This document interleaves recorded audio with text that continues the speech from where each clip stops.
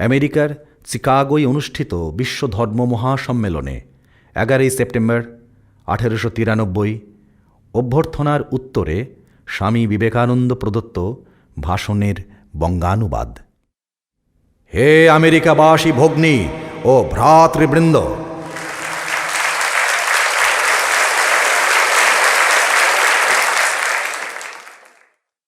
আজ আপনারা আমাদের যে আন্তরিক ও সাদর অভ্যর্থনা করেছেন তার উত্তরদানের জন্য আমি দণ্ডায়মান হয়েছি। এতে আজ আমার হৃদয় আনন্দে উচ্ছ্বসিত হয়ে উঠেছে। পৃথিবীর মধ্যে প্রাচীনতম সন্ন্যাসী সমাজের পক্ষ থেকে আমি আপনাদের ধন্যবাদ জানাই। সর্বধর্মের জননী স্বরূপ যে সনাতন হিন্দু ধর্ম, তার প্রতিনিধি হয়ে আমি আজ আপনাদের ধন্যবাদ প্রদান করছি। পৃথিবীর যাবতীয় হিন্দু জাতির ও যাবতীয় হিন্দু সম্প্রদায়ের কোটি কোটি হিন্দু নরনারীর হয়ে আমি আজ আপনাদের হৃদয়ের সঙ্গে ধন্যবাদ জ্ঞাপন করছি। এই সভামঞ্চে সেই কয়েকজন বক্তাকেও আমি ধন্যবাদ জানাই যারা প্রাচ্যদেশীয় প্রতিনিধিদের সম্পর্কে মন্তব্য প্রকাশ করলেন যে অতি দূর দেশবাসী জাতিসমূহের মধ্য থেকে যারা এখানে সমবেত হয়েছেন তারা বিভিন্ন দেশে পরধর্ম সহিষ্ণুতার ভাব প্রচারের গৌরব দাবি করতে পারেন। যে ধর্ম চিরকাল সমদর্শন ও সর্ববিধ মত গ্রহণের বিষয়ে শিক্ষা দিয়ে এসেছে, আমি সেই ধর্মভুক্ত বলে নিজেকে গৌরবান্বিত মনে করি। আমরা যে কেবল অন্য ধর্মাবলম্বীর মত সহ্য করি তাই নয়, সকল ধর্মকেই আমরা সত্য বলে বিশ্বাস করি। যে ধর্মের মূল কথা পরধর্ম সহিষ্ণুতা, সহমর্মিতা, আমি সেই ধর্মভুক্ত। যে জাতি পৃথিবীর সমুদয় ধর্ম ও জাতিকে যাবতীয় ত্রস্ত, উপদ্রুত এবং আশ্রয়লিপ্সু জনগণকে চিরকাল অকাতরে আশ্রয় দিয়ে এসেছে, আমি সেই জাতির অন্তর্ভুক্ত বলে নিজেকে গৌরবান্বিত মনে করি।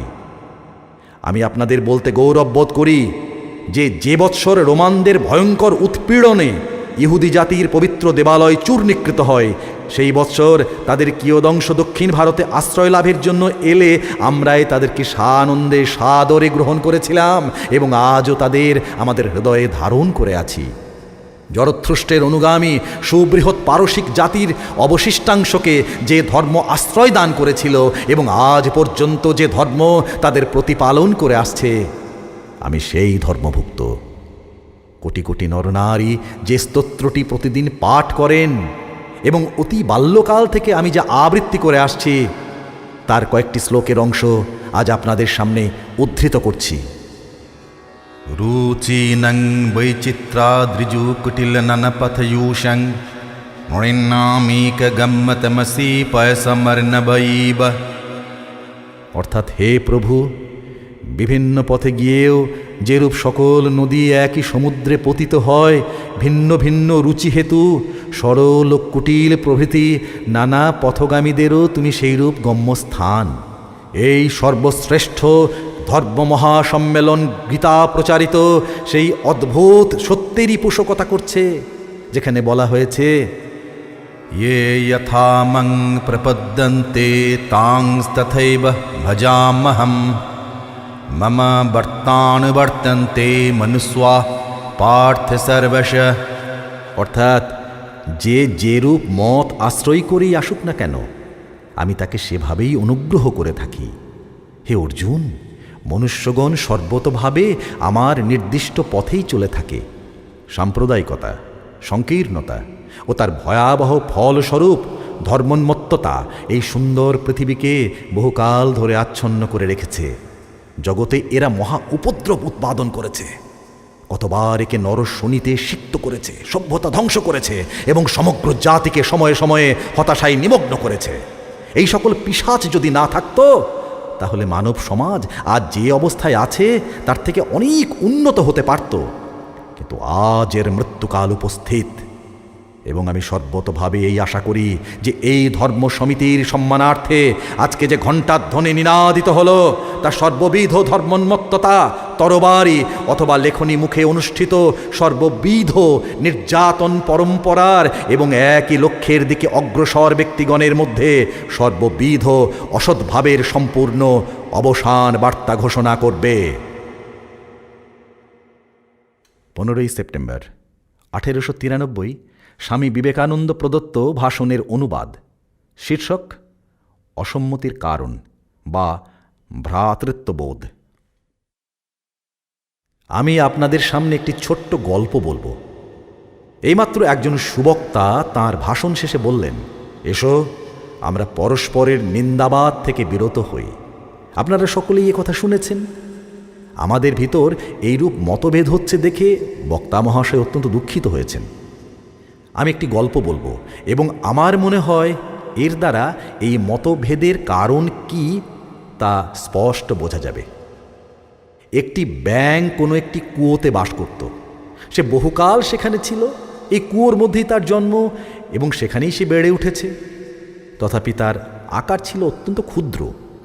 অবশ্য সে সময় বর্তমানকালের কোনো ক্রমবিকাশবাদী ছিলেন না বলে অন্ধকারময় কূপে চিরকাল বাস করার ফলে এই ব্যাঙটি দৃষ্টিশক্তি হারিয়েছিল কি না সে কথা বলার আমাদের কোনো অবকাশ নেই। আমরা কিন্তু গল্পের সুবিধার জন্য ব্যাঙটিকে চক্ষুষ্মান বলেই ধরে নেব। ব্যাঙটি প্রতিদিন এইরূপ উৎসাহের সঙ্গে কূপমধ্যস্থ যাবতীয় কীটগুলিকে খেয়ে ফেলত এবং জল পরিষ্কার করে রাখত। এরকম উৎসাহ বর্তমানকালের কীটাণুতত্ত্ববিদ পণ্ডিতগণেরও শ্লাঘার বিষয়। সে এইরূপে ক্রমে ক্রমে স্থূলদেহ হয়ে পড়ল কিছুটা। একদিন ঘটনাক্রমে সমুদ্রের তীর থেকে কোনো একটি ব্যাঙ এসে সেই কুয়োর মধ্যে পতিত হল। কূপমণ্ডুক জিজ্ঞাসা করল, তুমি কোথা থেকে এলে? সে উত্তর করল, আমি সমুদ্র থেকে আসছি। সমুদ্র? সে কত বড়? তা কি আমাদের এই কূপের মতো বড়? বলেই কূপমণ্ডুক কূপের একটা প্রান্ত থেকে আর একটা প্রান্তে লাফিয়ে পড়ল। তাতে সাগরবাসী ব্যাঙটি বলল, ওহে ভাই, তুমি এই ক্ষুদ্র কূপের সঙ্গে কি করে সমুদ্রের তুলনা করছো? একথা শুনে কূপমণ্ডুক আর একবার লাফ দিয়ে জিজ্ঞাসা করল, তোমার সমুদ্র কি এত বড়? সমুদ্রের সঙ্গে কূপের তুলনা চলে না, এটা করে তুমি মূর্খের মতো প্রলাপ বকছ। এ কথাতে কূপমণ্ডুক অত্যন্ত রাগ করল। আমার কূপের মতো আর কিছু বড় হতে পারে না, এর থেকে কিছুই বড় থাকতে পারে না। এ লোকটা নিশ্চয়ই মিথ্যাবাদী, অতএব একে তাড়িয়ে দাও। হে ভ্রাতৃগণ, এইরূপ সংকীর্ণ ভাব আমাদের মতভেদের কারণ। আমি একজন হিন্দু, আমি আমার নিজের ক্ষুদ্র কূপে বসে আছি এবং একেই মনে করছি বিশ্ব চরাচর। খ্রিস্ট ধর্মাবলম্বী তার নিজের ক্ষুদ্র কূপে বসে আছেন এবং তাকেই মনে করছেন সমগ্র জগৎ। মুসলমানও আপনার ক্ষুদ্র কূপে উপবিষ্ট আছেন এবং তাকেই জগৎ বলে মনে করছেন। হে আমেরিকাবাসীগণ, আপনারা যে আমাদের এই ক্ষুদ্র জগৎগুলির অবরোধ ভাঙার জন্য বিশেষভাবে যত্নশীল হয়েছেন, সেজন্য আমি আপনাদের ধন্যবাদ দিই। আশা করি ঈশ্বর ভবিষ্যতে আপনাদের এই মহৎ উদ্দেশ্য সম্পাদনে সহায়তা করবেন।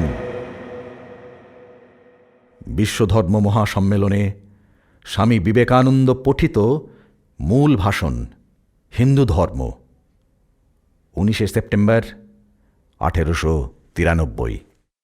হিন্দু, জরথ্রুষ্টীয় এবং ইহুদি এই তিনটি ধর্মই প্রাগৈতিহাসিক যুগ থেকে বর্তমান কাল অবধি এই পৃথিবীতে প্রচলিত আছে। এই ধর্মগুলির প্রত্যেকটি প্রচণ্ড আঘাত সহ্য করেছে, তথাপি লুপ্ত না হয়ে এগুলি আজও জীবিত আছে। তাতেই প্রমাণিত হয় যে এদের মধ্যে একটা মহতী শক্তি নিহিত আছে। কিন্তু একদিকে যেমন ইহুদি ধর্ম তৎপ্রসূত খ্রিস্ট ধর্মকে আত্মসাৎ করতে পারা তো দূরের কথা, নিজেই তার ওই সর্ববিজয়িনী কন্যা কর্তৃক স্বীয় জন্মভূমি থেকে বিতাড়িত হয়েছে এবং অতি অল্প সংখ্যক পার্সি মাত্র বর্তমানে মহান জরথ্রুষ্টীয় ধর্মের সাক্ষী স্বরূপ হয়ে আছেন। অপরদিকে ভারতবর্ষে সম্প্রদায়ের পর সম্প্রদায় উত্থিত হল। বোধ হলো যেন বেদোক্ত ধর্মের ভিত্তি পর্যন্ত তারা নাড়িয়ে দিয়েছে। কিন্তু প্রচণ্ড ভূমিকম্পের সময় সাগর সলিল যেমন কিছু পশ্চাৎপদ হয়ে সহস্রগুণ প্রবল বেগে প্রবাহিত হয়, বন্যারূপে ফিরে আসে, তেমনি এদের জননী স্বরূপ বেদান্ত ধর্ম প্রথমত কিঞ্চিত পশ্চাৎপদ হয়ে বিপ্লবের কোলাহল অবসানে সেই সম্প্রদায়গুলিকে সর্বতভাবে আত্মসাৎ করে নিজের বিরাট দেহ পরিপুষ্ট করেছে। বিজ্ঞানের অতি আধুনিক আবিষ্ক্রিয়াসমূহ বেদান্তের যে মহচ্চ আধ্যাত্মিকতার প্রতিধ্বনি মাত্র, সেই সর্বোৎকৃষ্ট বেদান্ত জ্ঞান থেকে নিম্নস্তরের মূর্তি পূজা এবং আনুষঙ্গিক নানাবিধ পৌরাণিক গল্প পর্যন্ত, এমনকি বৌদ্ধদের অজ্ঞেয়বাদ ও জৈনদের নিরীশ্বরবাদ, এগুলির প্রত্যেকটিরই হিন্দু ধর্মে স্থান আছে। এখন প্রশ্ন উঠতে পারে, এই সকল বহুধা বিভিন্ন ভাব কোন সাধারণ কেন্দ্রে সংহত হয়েছে? কোন সাধারণ ভিত্তি আশ্রয় করে এই আপাত বিরোধী ভাবগুলি অবস্থান করছে? আমি এখন এই প্রশ্নের মীমাংসা করতে যথাসাধ্য চেষ্টা করব। আপ্তবাক্য বেদ থেকে হিন্দুগণ তাদের ধর্মলাভ করেছেন। তারা বেদসমূহকে অনাদি এবং অনন্ত বলে বিশ্বাস করেন। একখানি পুস্তককে অনাদি ও অনন্ত বললে এই শ্রোতৃমণ্ডলীর কাছে হাস্যকর মনে হতেই পারে, কিন্তু বেদ শব্দ দ্বারা কোনো পুস্তক বিশেষ বুঝায় না। ভিন্ন ভিন্ন ব্যক্তি বিভিন্ন সময়ে যে আধ্যাত্মিক সত্যসমূহ আবিষ্কার করে গিয়েছেন, বেদ সেই সকলের সঞ্চিত ভাণ্ডার স্বরূপ। আবিষ্কার হওয়ার পূর্বে মাধ্যাকর্ষণের নিয়মাবলী যেমন সর্বত্র বিদ্যমান ছিল এবং সমুদয় মনুষ্য সমাজ ভুলে গেলেও ওইগুলি বিদ্যমান থাকবে, আধ্যাত্মিক জগতের নিয়মাবলী সেই রকম। আত্মার সঙ্গে আত্মার যে নৈতিক আধ্যাত্মিক সম্পর্ক, প্রতিটি জীবাত্মার সঙ্গে সকলের পিতাস্বরূপ পরমাত্মার যে দিব্য সম্বন্ধ আবিষ্কৃত হওয়ার পূর্বে এগুলি ছিল এবং সকলে বিস্মৃত হয়ে গেলে থাকবে। এই আধ্যাত্মিক সত্যগুলির যারা আবিষ্কারক তারা ঋষি। আমরা এই ঋষিগণকে পূর্ণ বা মুক্ত বলে ভক্তি করি, মান্য করি। আমি এই শ্রোতৃমণ্ডলীকে আনন্দের সঙ্গে জানাতে চাই যে অতিশয় উন্নত ঋষিদের মধ্যে কয়েকজন নারীও ছিলেন। এখানে এরূপ বলা যেতে পারে যে উক্ত আধ্যাত্মিক নিয়মাবলী নিয়মরূপে অনন্ত হতে পারে, কিন্তু অবশ্যই তাদের আদি আছে। বেদ বলেন সৃষ্টি অনাদি এবং অনন্ত। বিজ্ঞানও প্রমাণ করেছে যে বিশ্বশক্তির সমষ্টি সর্বদা সমপরিমাণ। আচ্ছা, যদি এমন এক সময় সম্ভব হয় যখন কিছুই ছিল না, তবে এই সকল শক্তি তখন কোথায় ছিল? কেউ বলবেন এগুলি অব্যক্ত অবস্থায় ঈশ্বরের মধ্যেই ছিল। তাহলে ঈশ্বর কখনো সুপ্ত, কখনো নিষ্ক্রিয়, কখনো সক্রিয়, কখনো গতিশীল, অর্থাৎ তিনি বিকারশীল। বিকারশীল পদার্থ মাত্রই মিশ্র পদার্থ, এবং মিশ্র পদার্থ মাত্রই ধ্বংস নামক পরিবর্তনের অধীন। তাহলে ঈশ্বরেরও মৃত্যু হবে না, এ অসম্ভব। সুতরাং এমন সময়ে কখনো ছিল না যখন সৃষ্টি ছিল না, কাজেই সৃষ্টি অনাদি। সৃষ্টি ও স্রষ্টা এই দুই অনাদি ও অনন্ত সমান্তরাল রেখা। ঈশ্বর শক্তিস্বরূপ, নিত্য সক্রিয় বিধাতা। তার নির্দেশে বিশৃঙ্খল প্রলয়াবস্থা থেকে একটির পর একটি শৃঙ্খলাপূর্ণ জগৎ সৃষ্টি হয়ে চলেছে। কিছুকাল চালিত হয়েছে, আবার ধ্বংসপ্রাপ্ত হয়েছে। হিন্দু বালক গুরুর সহিত প্রতিদিন আবৃত্তি করে থাকেন, সূর্য চন্দ্রমসৌ ধাতা যথা পূর্বম কল্পয়ত, অর্থাৎ বিধাতা পূর্ব কল্পের সূর্য ও চন্দ্রের মতো এই সূর্য ও চন্দ্র সৃষ্টি করে এসেছেন। এটা আধুনিক বিজ্ঞানসম্মত। আমি এখানে দাঁড়িয়ে আছি, যদি চক্ষু মুদ্রিত করে আমার সত্তা সম্পর্কে চিন্তা করবার চেষ্টা করি, আমি আমি আমি, তাহলে আমার মনে কীভাবে হৃদয় হয়? এই দেহ আমি, এইভাবেই মনে আসবে। তবে কি আমি জ্বরের সমষ্টি ছাড়ার কিছু নই? বেদ বলছেন না, আমি দেহ মধ্যস্থ আত্মা, আমি দেহ নই। দেহ মরবে, কিন্তু আমি মরব না। আমি এই দেহের মধ্যে আছি, কিন্তু এই দেহ যখন মরে যাবে তখন আমি কিন্তু বিদ্যমান থাকব, এবং পূর্বেও আমি ছিলাম। আত্মা শূন্য হতে সৃষ্ট নয়, কারণ সৃষ্টি শব্দের অর্থ বিভিন্ন দ্রব্যের সংযোগ, এবং ভবিষ্যতে নিশ্চয়ই এগুলি বিচ্ছিন্ন হবে। অতএব আত্মা যদি সৃষ্ট পদার্থ হন, তাহলে নিশ্চয় তা মরণশীল। সুতরাং আত্মা সৃষ্ট পদার্থ নন। কেউ কেউ জন্ম থেকে সুখভোগ করে আসছেন, সুস্থ শরীর, সুন্দর মন, উৎসাহপূর্ণ, কিছুরই অভাব নেই। আবার কেউ জন্ম অবধি দুঃখ ভোগ করছেন, কারো হস্ত নেই, পদ নেই, কেউ বা জড় বুদ্ধি, কেউ অতি কষ্টে জীবনযাপন করছেন। যখন সকলেই এক ন্যায়পরায়ণ এবং করুণাময় ঈশ্বরের সৃষ্টি, তখন কেউ সুখী হবে আর কেউ দুঃখী হবে কেন? ভগবান কেন এত পক্ষপাতী? যদি বলো যে যারা এ জন্মে দুঃখ ভোগ করেছে পরজন্মে তারা সুখী হবে, তাতে তো সমস্যার কোনো সমাধান হলো না। দয়াময় ও ন্যায়পরায়ণ ঈশ্বরের রাজ্যে একজনও কেন দুঃখ ভোগ করবে? দ্বিতীয়ত, ঈশ্বরই সকলের সৃষ্টিকর্তা। সকল প্রকার বৈষম্যাদি তিনিই তৈরি করেছেন। একথা বললে সৃষ্টির অন্তর্গত অসঙ্গতির কোনো যথার্থ কারণ তো প্রদর্শন করা হলো না। পরন্তু এক সর্বশক্তিমান স্বেচ্ছাচারী পুরুষের নিষ্ঠুর ইচ্ছার কথা স্বীকার করে নেওয়া হলো। এই তত্ত্ব স্পষ্টত অবৈজ্ঞানিক। অতএব স্বীকার করে নিতে হবে, সুখী বা দুঃখী হয়ে জন্মাবার পূর্বে নিশ্চয়ই বহুবিধ কারণ ছিল, যার ফলে জন্মের পর মানুষ কিছু সুখী হয়, কিছু দুঃখী হয়। তার নিজের পূর্বজন্মের কর্মসমূহ সেই সব কারণ। মানবের দেহ ও মন মাতা পিতার দেহ ও মনের সাদৃশ্য লাভ করে। এরূপ বললে কি এর সমুচিত উত্তর দেওয়া হয় না? দেখা যাচ্ছে যে জীবন স্রোত জড় ও চৈতন্য এই দুই সমান্তরাল ধারায় প্রবাহিত হচ্ছে। কিন্তু যদি জড় ও জড়ের বিকার দ্বারাই আমাদের অন্তর্নিহিত সকল ভাব ব্যাখ্যা করা যায়, তাহলে আত্মার স্বতন্ত্র অস্তিত্ব স্বীকার করবার তো কোনো আবশ্যকতা থাকে না। কিন্তু জড় থেকে চৈতন্য উদ্ভূত হয়েছে এ কথা প্রমাণ করা যায় না। এবং যদি দার্শনিক দৃষ্টিকোণ থেকে একত্ববাদ অপরিহার্য হয়, তবে আধ্যাত্মিক একত্ববাদ নিশ্চয়ই যুক্তিসঙ্গত এবং জড়বাদী একত্ববাদ অপেক্ষা তা কম বাঞ্ছনীয় নয়। কিন্তু বর্তমান প্রসঙ্গে এ দুটির কোনোটিরই প্রয়োজন নেই। আমরা অস্বীকার করতে পারি না শরীর মাত্রেই উত্তরাধিকার সূত্রে কতকগুলো প্রবণতা লাভ করে, কিন্তু সেগুলি সম্পূর্ণ দৈহিক। এই দৈহিক প্রবণতার মাধ্যমেই মনের বিশেষ প্রবণতা ব্যক্ত হয়। মনের এইরূপ বিশেষ প্রবণতার কারণ পূর্বানুষ্ঠিত কর্ম। বিশেষ কোনো প্রবণতা সম্পন্ন জীব সদৃশ্য বস্তুর প্রতি আকর্ষণের নিয়মানুসারে এমন এক শরীরে জন্মগ্রহণ করে, যা তার ওই প্রবণতা বিকশিত করবার সর্বশ্রেষ্ঠ সহায়। এটি সম্পূর্ণ বিজ্ঞানসম্মত। কারণ বিজ্ঞান অভ্যাস দ্বারা সব কিছু ব্যাখ্যা করতে চায়। অভ্যাস আবার পুনঃপুন অনুষ্ঠানের ফল। সুতরাং অনুমান করতে হবে নবজাত প্রাণীর স্বভাবও তার পুনঃপুন অনুষ্ঠিত কর্মের ফল, এবং যেহেতু তার পক্ষে বর্তমান জীবনে ওইগুলি লাভ করা অসম্ভব, অতএব অবশ্যই পূর্বজীবন থেকে এগুলো আসছে। আর একটি প্রশ্নের ইঙ্গিত আছে। স্বীকার করা গেল পূর্বজন্ম আছে, কিন্তু পূর্বজীবনের বিষয়ে আমাদের মনে থাকে না কেন? এ বিষয়ে সহজেই বোঝানো যেতে পারে। আমি এখন ইংরেজিতে কথা বলছি, এখানে কিন্তু আমার মাতৃভাষা নয়। বাস্তবিক এখন আমার চেতন মনে মাতৃভাষার একটি শব্দও কিন্তু নেই। কিন্তু যদি আমি মনে করবার চেষ্টা করি, তাহলে এখনই তা মনে পড়বে।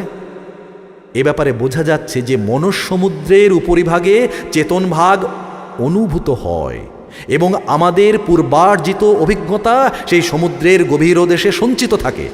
চেষ্টা করো, সাধনা করো, ওইগুলি সবার উপরে উঠে আসবে, এমনকি পূর্বজন্ম সম্বন্ধেও জানতে পারবে। পূর্বজন্ম সম্পর্কে এটাই সাক্ষাৎ এবং পরীক্ষামূলক প্রমাণ।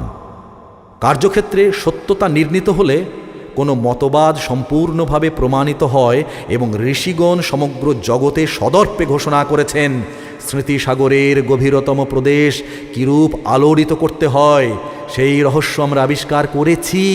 সাধনা করো, তোমরাও পূর্বজন্মের সকল কথা মনে করতে পারবে। অতএব দেখা গেল হিন্দু নিজেকে আত্মা বলে বিশ্বাস করে। নৈনং ছিন্দন্তি শস্ত্রাণি নৈনং দহতি পাবক না চৈনং ক্লেদয়ন্তাপ না শোষয়তি মারুত। সেই আত্মাকে তরবারি ছেদন করতে পারে না, অগ্নি দগ্ধ করতে পারে না, জল আর্দ্র করতে পারে না, এবং বায়ু শুষ্ক করতে পারে না। হিন্দু বিশ্বাস করে সেই আত্মা এমন একটি বৃত্ত যার পরিধি অনির্দেশ্য, কিন্তু যার কেন্দ্র দেহ মধ্যে অবস্থিত, এবং সেই কেন্দ্রের দেহ হতে দেহান্তরে গমনের নাম মৃত্যু। আর আত্মা জড় নিয়মের বশীভূত নয়। আত্মা নিত্য, শুদ্ধ, বুদ্ধ, মুক্ত স্বভাব, কিন্তু কোনো কারণবশত জড়ে আবদ্ধ হয়েছেন এবং নিজেকে নিজেই জড় মনে করছেন। কেন এই শুদ্ধ, পূর্ণ, মুক্ত আত্মা জড়ের দাসত্ব নিগড়ে আবদ্ধ হয়ে আছেন? পূর্ণ হয়েও কেন তিনি নিজেকে অপূর্ণের ন্যায় মনে করছেন? শুনেছি কেউ কেউ মনে করেন হিন্দুগণ এই প্রশ্নের মীমাংসা করতে পারবেন না বলে তা এড়িয়ে চলেন। কোনো কোনো পণ্ডিত আত্মা ও জীব এই দুয়ের মধ্যে কতকগুলি পূর্ণকল্প সত্তার অস্তিত্ব কল্পনা করে এই প্রশ্নের মীমাংসা করতে চান এবং শূন্যস্থান পূরণ করতে বহুবিধ সুদীর্ঘ বৈজ্ঞানিক সংজ্ঞা ব্যবহার করেন। কিন্তু সংজ্ঞা দিলেই তো আর ব্যাখ্যা হয় না। প্রশ্ন যেমন ছিল তেমনই রয়ে গেল। যিনি পূর্ণ, তিনি কেমন করে পূর্ণ কল্প হতে পারেন? যিনি নিত্য, শুদ্ধ, যিনি বুদ্ধ, যিনি মুক্ত স্বভাব, কেমন করে তাঁর সেই স্বভাবের অনুমাত্র ব্যতিক্রম হয়? হিন্দুগণ এ সম্পর্কে সরল এবং সত্যবাদী। তারা মিথ্যা তর্কযুক্তির আশ্রয় গ্রহণ করতে চান না। তারা সাহসের সঙ্গে এই প্রশ্নের সম্মুখীন হন এবং উত্তরে বলেন, জানি না কেমন করে পূর্ণ আত্মা নিজেকে অপূর্ণ এবং জড়ের সঙ্গে যুক্ত ও জড়ের নিয়মাধীন বলে মনে করেন, কিন্তু তা সত্ত্বেও ব্যাপারটি তো অনুভূত সত্য। প্রত্যেকেই তো নিজেকে নিজের দেহ বলে মনে করে। কেন এই রূপ, কেনই বা আত্মা এই দেহে রয়েছেন, এই তত্ত্ব তারা ব্যাখ্যা করার চেষ্টা করেন না। এটিও ঈশ্বরের অভিপ্রায়। কথা বললেও কিন্তু সম্পূর্ণ ব্যাখ্যা হয়ে গেল না। হিন্দুরা যে বলেন আমরা জানি না, তা অপেক্ষা ওই উত্তর আর বেশি কিছু নয়। বেশ, তাহলে না হয় বোঝা গেল মানুষের আত্মা অনাদি, অমর, পূর্ণ, অনন্ত এবং কেন্দ্র পরিবর্তন বা দেহ থেকে দেহান্তরে গমনের নাম মৃত্যু। বর্তমান অবস্থা পূর্বানুষ্ঠিত কর্মের দ্বারা এবং বর্তমান কর্ম দ্বারা ভবিষ্যৎ নিরূপিত হয়। আত্মা জন্ম থেকে জন্মের পথে, মৃত্যু থেকে মৃত্যুর দিকে বিকশিত হয়ে কখনো সংকুচিত হয়ে অগ্রসর হচ্ছে। কিন্তু এখানে আর একটি প্রশ্ন উঠছে। প্রচণ্ড বায়ুমুখে ক্ষুদ্র তরণী যেমন এক একবার ফেনময় তরঙ্গের শীর্ষে উঠছে, পরক্ষণেই মুখ ব্যয়দানকারী তরঙ্গ গহ্বরে নিক্ষিপ্ত হয়ে উঠছে, সেইরূপ আত্মাও কি সৎ অসৎ কর্মের একান্ত বশবর্তী হয়ে ক্রমাগত একবার উঠছে, একবার পড়ছে? আত্মা কি নিত্য প্রবাহিত, প্রচণ্ড গর্জনশীল অদম্য কার্যকারণ স্রোতে দুর্বল অবস্থায় ইতস্তত বিতাড়িত হচ্ছে? আত্মা কি একটি ক্ষুদ্র কীটের মতো কার্যকারণ চক্রের নিম্নে স্থাপিত, আর ওই চক্র সম্মুখে যা পাচ্ছে তাকেই চূর্ণ করে ক্রমাগত বিঘূর্ণিত হচ্ছে? বিধবার অশ্রুর দিকে চাইছে না, পিতৃ মাতৃহীন বালকের কান্নাও সে শুনছে না। কথা ভাবলে মন দমে যায়। কিন্তু প্রাকৃতিক নিয়মটাই এই। তবে কি কোনো আশা নেই? পরিত্রাণের কি কোনো পথ নেই? মানবের হতাশ হৃদয়ের অন্তঃস্থল থেকে এইরূপ ক্রন্দনধ্বনি উঠতে লাগলো। করুণাময়ের সিংহাসন সমীপে তা উপনীত হলো। সেখান থেকে আশা ও সান্ত্বনার বাণী নেমে এসে এক বৈদিক ঋষির হৃদয় উদ্বুদ্ধ করল। বিশ্ব সমক্ষে দণ্ডায়মান হয়ে সেই ঋষি তার স্বরে ঘোষণা করলেন এই আনন্দ সমাচার। শৃণ্বন্তু বিশ্বে অমৃতস্য পুত্রা আয়ে ধামানি দিব্যানি তস্থু বেদহমেতং পুরুষমহান্তম আদিত্যবর্ণং তমস পরস্তাদ তমেব বিদিত্বাহতি মৃত্যুমেতি নান্য পন্থা বিদ্যতে অয়নায়। শোনো শোনো অমৃতের পুত্রগণ, শোনো দিব্যলোকের অধিবাসীগণ, আমি সেই পুরাতন মহান পুরুষকে জেনেছি। আদিত্যের ন্যায় তাঁর বর্ণ, তিনি সকল অজ্ঞান অন্ধকারের পারে। তাকে জানলেই মৃত্যুকে অতিক্রম করা যায়, আর অন্য কোনো পথ নেই। অমৃতের পুত্র, আহ কি মধুর নাম, কি আশার নাম! হে ভ্রাতৃগণ, এই মধুর নামে আমি তোমাদের সকলকে সম্বোধন করতে চাই। তোমরা অমৃতের অধিকারী। হিন্দুগণ তোমাদেরকে পাপী বলতে চায় না। তোমরা ঈশ্বরের সন্তান, অমৃতের অধিকারী। তোমরা পবিত্র, তোমরা পূর্ণ, মর্তভূমির দেবতা তোমরা, তোমরা পাপী। মানুষকে পাপী বলাই তো একটা মহাপাপ। মানবের যথার্থ স্বরূপের উপর এই মিথ্যা কলঙ্ক আরোপ। ওঠো, এসো, সিংহস্বরূপ হয়ে তোমরা নিজেদের মেষতুল্য মনে করছো, এই বিভ্রান্তি দূর করো। তোমরা অমর আত্মা, তোমরা মুক্ত আত্মা, তোমরা চির আনন্দময়। তোমরা জড় নও, তোমরা দেহ নও। জড় তোমাদের দাস, তোমরা জড়ের দাস নও। এইরূপে বেদ ঘোষণা করছেন এই সৃষ্টি ব্যাপারটি কতকগুলো ক্ষমাহীন নিয়মাবলীর ভয়াবহ সমাবেশ নয়, বা অনন্ত কার্যকারণের বন্ধনও নয়, কিন্তু এই সকল নিয়মের ঊর্ধ্বে প্রত্যেক পরমাণু ও শক্তির মধ্যে অনুস্যূত রয়েছে এক বিরাট পুরুষ। भयादश्यग्निस्तपति भयात्यपति सूर्य भयादिन्द्रश्च वायुश्च मृत्युर्धावति पंचम। যার আদেশে বায়ু প্রবাহিত হয়, অগ্নি প্রজ্বলিত হয়, মেঘ বাড়ি বর্ষণ করে এবং মৃত্যু জগতে পরিভ্রমণ করে। তার স্বরূপ কি? তিনি সর্বব্যাপী, তিনি শুদ্ধ, তিনি নিরাকার, তিনি সর্বশক্তিমান। সকলের উপরই তার করুণা। তুমি আমাদের পিতা, তুমি আমাদের মাতা, তুমি আমাদের পরম প্রেমাস্পদ, তুমি সখা, তুমি বন্ধু, তুমি সমস্ত শক্তির মূল। তুমি আমাদের শক্তি দাও। তুমি বিশ্বজগতের ভার ধারণ করে আছো, এই ক্ষুদ্র জীবনের ভার বহন করতে আমাকে সাহায্য করো। বৈদিক ঋষিগণ এরূপ গানই তো গেয়েছেন। আমরা কিভাবে তাকে বন্দনা করব? প্রীতি দিয়ে, ভালোবাসা দিয়ে, ঐহিক ও পারত্রিক সমুদয় প্রিয় বস্তু অপেক্ষা প্রিয়তর রূপে তাকে পূজা করতে হবে। শুদ্ধ প্রেম সম্বন্ধে বেদ এইরূপ শিক্ষা দিয়েছেন। এখন দেখা যাক হিন্দুগণ পৃথিবীতে ঈশ্বরের অবতার বলে যাকে বিশ্বাস করেন, সেই শ্রীকৃষ্ণ কিভাবে এই প্রেম তত্ত্ব পরিপূর্ণরূপে প্রচার করেছেন। তিনি শিক্ষা দিয়েছেন মানুষ পদ্মপত্রের মতো সংসারে বাস করবে। পদ্মপত্র জলে থাকে, কিন্তু তাতে তো জল লাগে না। মানুষ তেমনি এই সংসারে থাকবে, ঈশ্বরে হৃদয় সমর্পণ করবে আর হাতে কাজ করবে। ইহলোক ও পরলোকে পুরস্কারের আশায় ঈশ্বরকে ভালোবাসা ভালো, কিন্তু ভালোবাসার জন্যেই তাকে যদি ভালোবাসা যায় সে তো আরও ভালো। তাই তো এই প্রার্থনা, প্রভু আমি তোমার নিকট ধন, সন্তান, বিদ্যা চাই না। যদি তোমার ইচ্ছা হয় আমি শত বিপদের মধ্যে দিয়েও যাব, কিন্তু আমার শুধু এই ইচ্ছা পূর্ণ করো। কোনো পুরস্কারের আশায় নয়, নিঃস্বার্থভাবে শুধু ভালোবাসার জন্যই তোমাকে যেন ভালোবাসতে পারি। শ্রীকৃষ্ণের এক শীর্ষস্থানীয় তৎকালীন ভারতের সম্রাট যুধিষ্ঠির, তিনি শত্রু কর্তৃক সিংহাসনচ্যুত হয়ে রানীর সঙ্গে হিমালয়ের অরণ্যে আশ্রয় নিয়েছিলেন।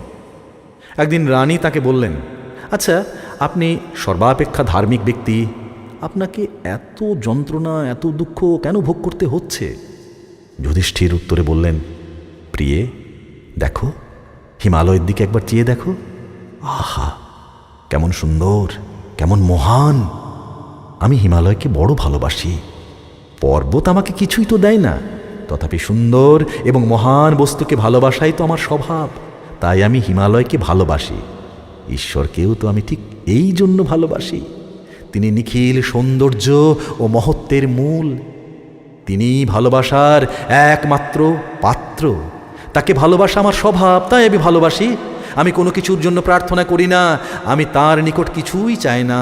তার যেখানে ইচ্ছা আমাকে তিনি যেখানেই রাখুন, সর্ব অবস্থাতেই আমি তাকে ভালোবাসবো। আমি ভালোবাসার জন্য তাকে ভালোবাসি। আমি ভালোবাসার ব্যবসা করি না, আমি ধর্মবণিক নই। বেদ শিক্ষা দিচ্ছে আত্মা ব্রহ্মস্বরূপ, কেবল জড় পঞ্চভূতে বদ্ধ হয়ে আছেন। এই বন্ধনের শৃঙ্খল চূর্ণ হলে আত্মা পূর্ণত্ব উপলব্ধি করেন। এই পরিত্রাণের অবস্থার নাম মুক্তি। সকল প্রকার অপূর্ণতা, মৃত্যু ও দুঃখ থেকে মুক্তি। ঈশ্বরের কৃপা হলে তবে এই বন্ধন ঘুচতে পারে, আর পবিত্র হৃদয় মানুষের উপরেই তার কৃপা বর্ষিত হয়।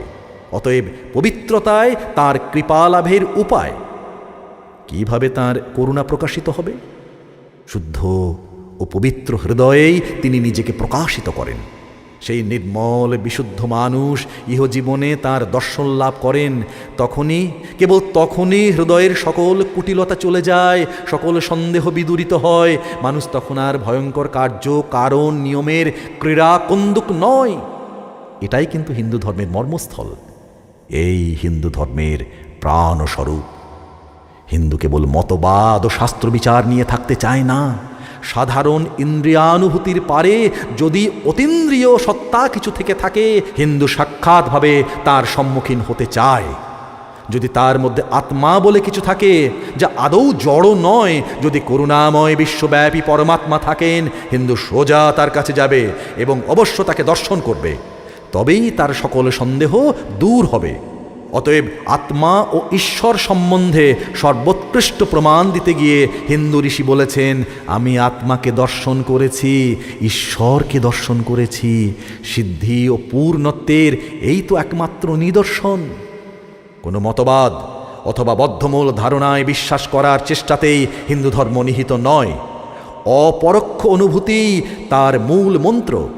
শুধু বিশ্বাস করা নয়, আদর্শ স্বরূপ হয়ে ওঠা এবং তাকে জীবনে পরিণত করায় ধর্ম। এখন দেখা যাচ্ছে ক্রমাগত সংগ্রাম ও সাধনা দ্বারা সিদ্ধিলাভ করা, দিব্য ভাবে ভাবান্বিত হয়ে ঈশ্বরের সান্নিধ্যে যাওয়া এবং তাঁর দর্শন লাভ করে সেই স্বর্গস্থ পিতা ঈশ্বরের মতো পূর্ণ হওয়াই হিন্দুর ধর্ম। পূর্ণ হলে মানুষের কি অবস্থা হয়? তিনি অনন্ত আনন্দময় জীবনযাপন করেন। সমুদয় লাভ অপেক্ষা পরম লাভ সেই পরমানন্দ ঈশ্বরের সঙ্গে একীভূত হয়ে তিনি পরমানন্দের অধিকারী হন। সকল হিন্দু এ বিষয়ে একমত। ভারতের সকল সম্প্রদায়ের এটাই মূল মন্ত্র। এখন প্রশ্ন উঠছে, এই পূর্ণতা তো নির্বিশেষ তত্ত্ব, এবং সেই নির্বিশেষ তত্ত্ব কখনো 2 বা কখনো 3 হতে পারে না। তাতে কোনো গুণ বা ব্যক্তিত্ব থাকতেও পারে না। অতএব যখন আত্মা এই পূর্ণ নির্বিশেষ অবস্থা প্রাপ্ত হন, তখন তিনি ব্রহ্মের সহিত একীভূত হয়ে যান এবং তার নিজ সত্য ও পূর্ণ স্বরূপ ব্রহ্মকেই উপলব্ধি করেন। তাই নিরপেক্ষ সত্তা, নিরপেক্ষ জ্ঞান, নিরপেক্ষ আনন্দ, সৎ চিৎ আনন্দ স্বরূপ এই ব্যক্তিত্ব নাশকে কাঠ পাথরের মতো জড়াবস্থা বলে কেউ কেউ বর্ণনা করেছেন। এটা আমরা প্রায় দেখতে পাই। যে নিজে বেদনা অনুভব করে নাই, সে অপরের বেদনা কি করে অনুভব করবে? আমি বলতে চাই, এরূপ অবস্থার কিছু নয়। যখন আমি একটি ক্ষুদ্র দেহের চেতনায় সুখ বোধ করতে পারছি, তখন যদি আমি 2টি দেহে এইরূপ করতাম, তাহলে তো আরও সুখ বোধ করতে পারতাম। এইরূপে 3টি, 4টি, 5টি ইত্যাদি দেহ সংখ্যা যতই বর্ধিত হতে থাকবে, তদনুসারে আমার সুখও তত অধিক পরিমাণে বর্ধিত হবে। এবং এইরূপে যখন এই নিখিল বিশ্বেই আমার আত্মবোধ হবে, তখন আমি আনন্দের পরাকাষ্ঠায় উপনীত হব। यस्मिन् सर्वाणि भूतानि अत्येवाभूदिज्जानत तत्र कामः कः शोकः एकत्वमनुपश्यत। অতএব এই অনন্ত বিশ্বজনীন ব্যক্তিত্ব লাভ করতে গেলে এই দুঃখপূর্ণ ক্ষুদ্র দেহাবদ্ধ ব্যক্তিত্ব অবশ্যই ত্যাগ করতে হবে। আমি যখন প্রাণস্বরূপ হয়ে যাব, তখন মৃত্যু থেকে নিষ্কৃতি পাব। যখন আনন্দ স্বরূপ হয়ে যাব, তখন দুঃখ থেকে নিষ্কৃতি পাব। আর যখন জ্ঞান স্বরূপ হয়ে যাব, তখন ভ্রমের নিবৃত্তি। এটাই যুক্তিসঙ্গত বৈজ্ঞানিক সিদ্ধান্ত। বিজ্ঞানের প্রমাণে জেনেছি, দেহগত ব্যক্তিত্ব ভ্রান্তি মাত্র। প্রকৃতপক্ষে আমার শরীর এই নিরবচ্ছিন্ন জড়সমুদ্রে অবিরাম পরিবর্তিত হচ্ছে।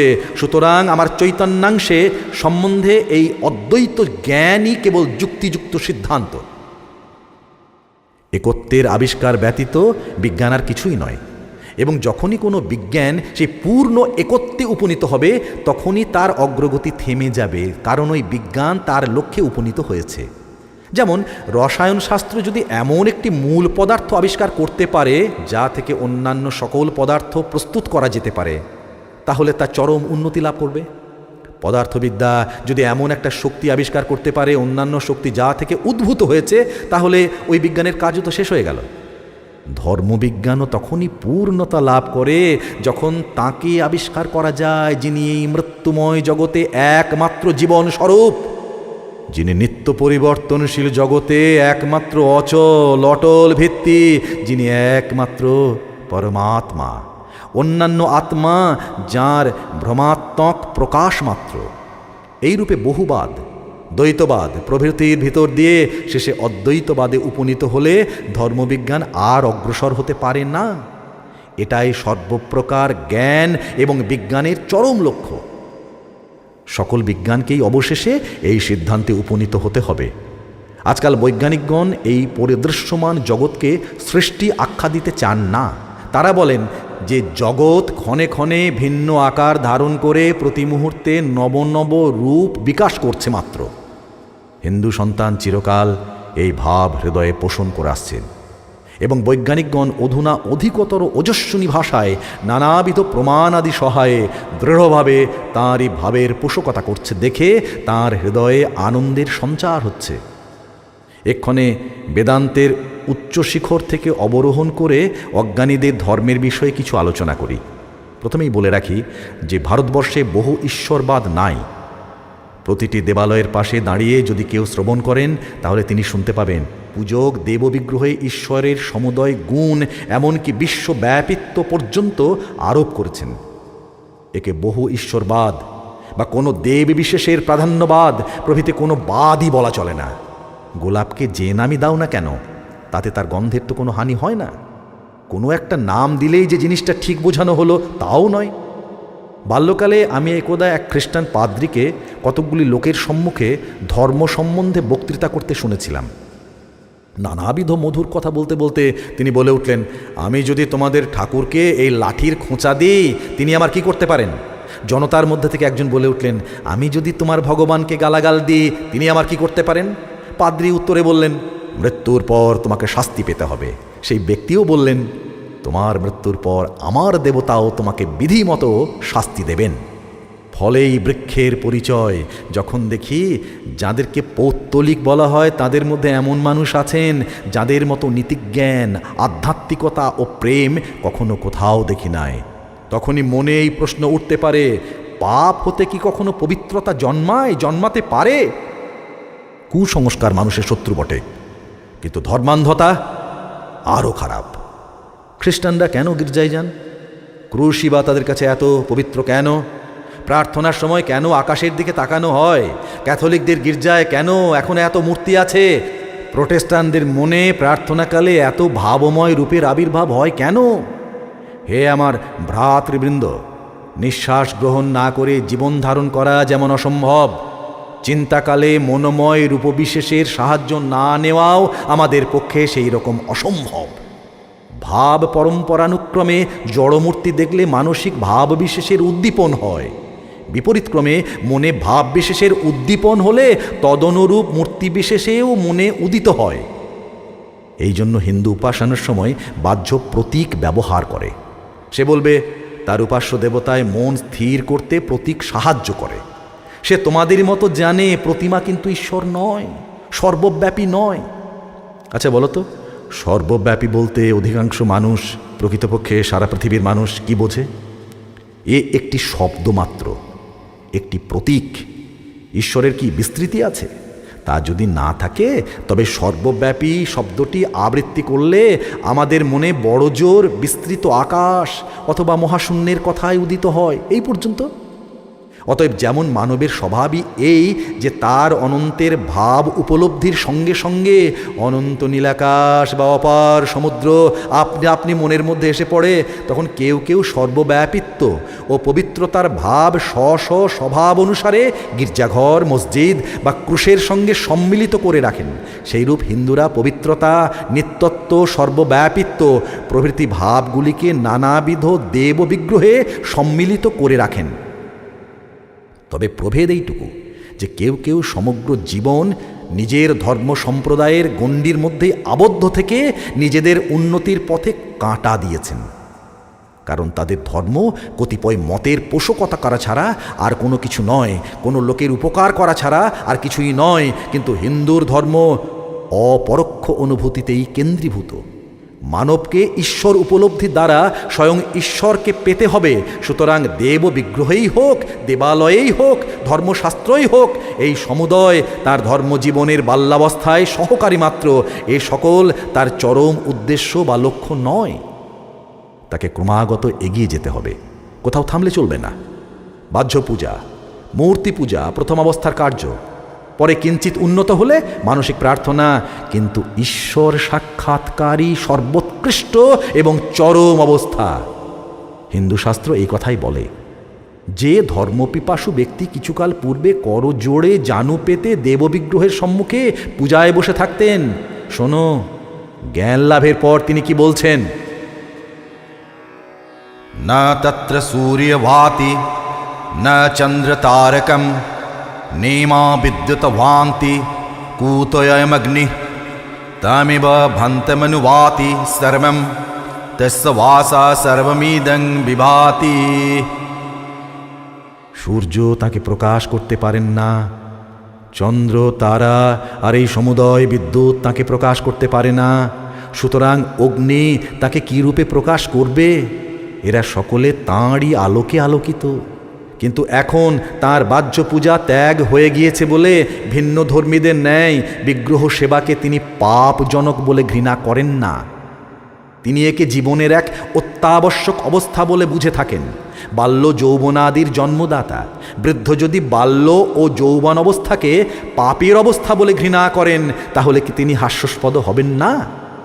হিন্দু ধর্মে বিগ্রহ পূজা যে সকলের অবশ্য কর্তব্য তা নয়, কিন্তু কেউ যদি বিগ্রহের সাহায্যে সহজে নিজের দিব্য ভাব উপলব্ধি করতে পারে, তাহলে কি তাকে পাপ বলা যায়? সাধক যখন ওই অবস্থা অতিক্রম করে গিয়েছেন, তখনও তার পক্ষে তাকে ভুল বলা সঙ্গত নয়। হিন্দুর দৃষ্টিতে মানুষ ভ্রম থেকে সত্যে গমন করে না, পরন্তু সত্য থেকে সত্যে, নিম্নতর সত্য থেকে উচ্চতর সত্যে উপনীত হচ্ছে। হিন্দুর নিকট নিম্নতম জড় উপাসনা থেকে বেদান্তের অদ্বৈতবাদ পর্যন্ত সাধনার অর্থ অসীমকে ধরার, উপলব্ধি করার জন্য মানবাত্মার বিবিধ চেষ্টা, জন্ম, সঙ্গ ও পরিবেশ অনুযায়ী প্রত্যেকের সাধন প্রচেষ্টা নিরূপিত হয়। প্রত্যেকটি সাধনই ক্রমোন্নতির অবস্থা। প্রত্যেক মানবাত্মায় ঈগল পক্ষীর শাবকের মতো ক্রমশ উচ্চ থেকে উচ্চে, উচ্চতর থেকে উচ্চতর স্তরে উন্নীত হতে থাকে এবং ক্রমশ শক্তি সঞ্চয় করে শেষে সেই মহান সূর্যে উপনীত হয়। বহুত্বের মধ্যে একত্বই প্রকৃতির নিয়ম। হিন্দুগণ তা উপলব্ধি করেছেন। অন্যান্য ধর্ম কতকগুলি নির্দিষ্ট মতবাদ বিধিবদ্ধ করে গিয়েছে এবং সমাজকে সম্পূর্ণ বলপূর্বক সেগুলোকে মানানোর চেষ্টা করে।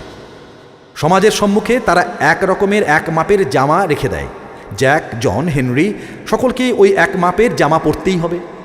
যদি জন বা হেনরির গায়ে ওই জামা না লাগে, তবে তাকে জামা না পরে খালি গায়েই থাকতে হবে। হিন্দুগণ আবিষ্কার করেছেন, আপেক্ষিককে আশ্রয় করে নিরপেক্ষ পরম তত্ত্ব চিন্তা উপলব্ধি বা প্রকাশ করা সম্ভব, এবং প্রতিমা, ক্রুশ বা চন্দ্রকলা প্রতীক মাত্র। আধ্যাত্মিক ভাব প্রকাশ করার অবলম্বন স্বরূপ এই প্রকার সাহায্য যে সকলের পক্ষেই আবশ্যক তা নয়, তবে অধিকাংশ লোকের পক্ষেই এই প্রকার সাহায্য আবশ্যক। যাদের পক্ষে তা আবশ্যক নয়, তাদের বলার কিছুমাত্র অধিকার নেই যে এটা অন্যায়। আর একটি বিষয়ে বলা দরকার, আমাদের কর্তব্য। ভারতবর্ষে মূর্তি পূজা একটি ভয়ানক ব্যাপার নয়। এটা কোনো দুষ্কর্মের প্রসূতিও নয়, বরং দুর্বল অধিকারীদের ধর্মের উচ্চভাব ধারণা করতে সক্ষম করে। হিন্দুদের কিছু দোষ নিশ্চয়ই আছে, কিন্তু এটি জানা উচিত এটা তাদের আত্মদেহপীড়নে আবদ্ধ, অন্য ধর্মাবলম্বীদের শিরশ্ছেদনে বিস্তৃত নয়। হিন্দু নরনারীর মধ্যে কেউ কেউ ধর্মোন্মাদ অগ্নিকুণ্ডে নিজের দেহপাত করেন বটে, কিন্তু তারা কখনো বিধর্মী বিনাশের জন্য অগ্নি প্রজ্বলিত করেন না। এবং এটাকে যদি তাদের দুর্বলতা বলো, সে দোষ হিন্দু ধর্মের নয়। খ্রিস্টিয়ানগণ ডাইনি বলে কত শত নারীকে তো পুড়িয়ে মেরেছে, সেটা কি খ্রিস্ট ধর্মের দোষ, না তাদের নিজেদের দোষ? অতএব হিন্দুর পক্ষে সমগ্র ধর্মজগৎ নানা রুচি বিশিষ্ট নরনারীর নানা অবস্থা ও পরিবেশের মধ্য দিয়ে সেই এক লক্ষ্যের দিকে অগ্রসর হওয়া ব্যতীত আর কিছুই নয়। প্রত্যেক ধর্মই জড়ভাব সম্পন্ন এই সমস্ত মানুষের চৈতন্য স্বরূপ দেবত্ব বিকশিত করে, এবং সেই এক চৈতন্য স্বরূপ ঈশ্বরই সকল ধর্মের প্রেরণাদাতা। তবে এত পরস্পর বিরোধী ভাব কেন?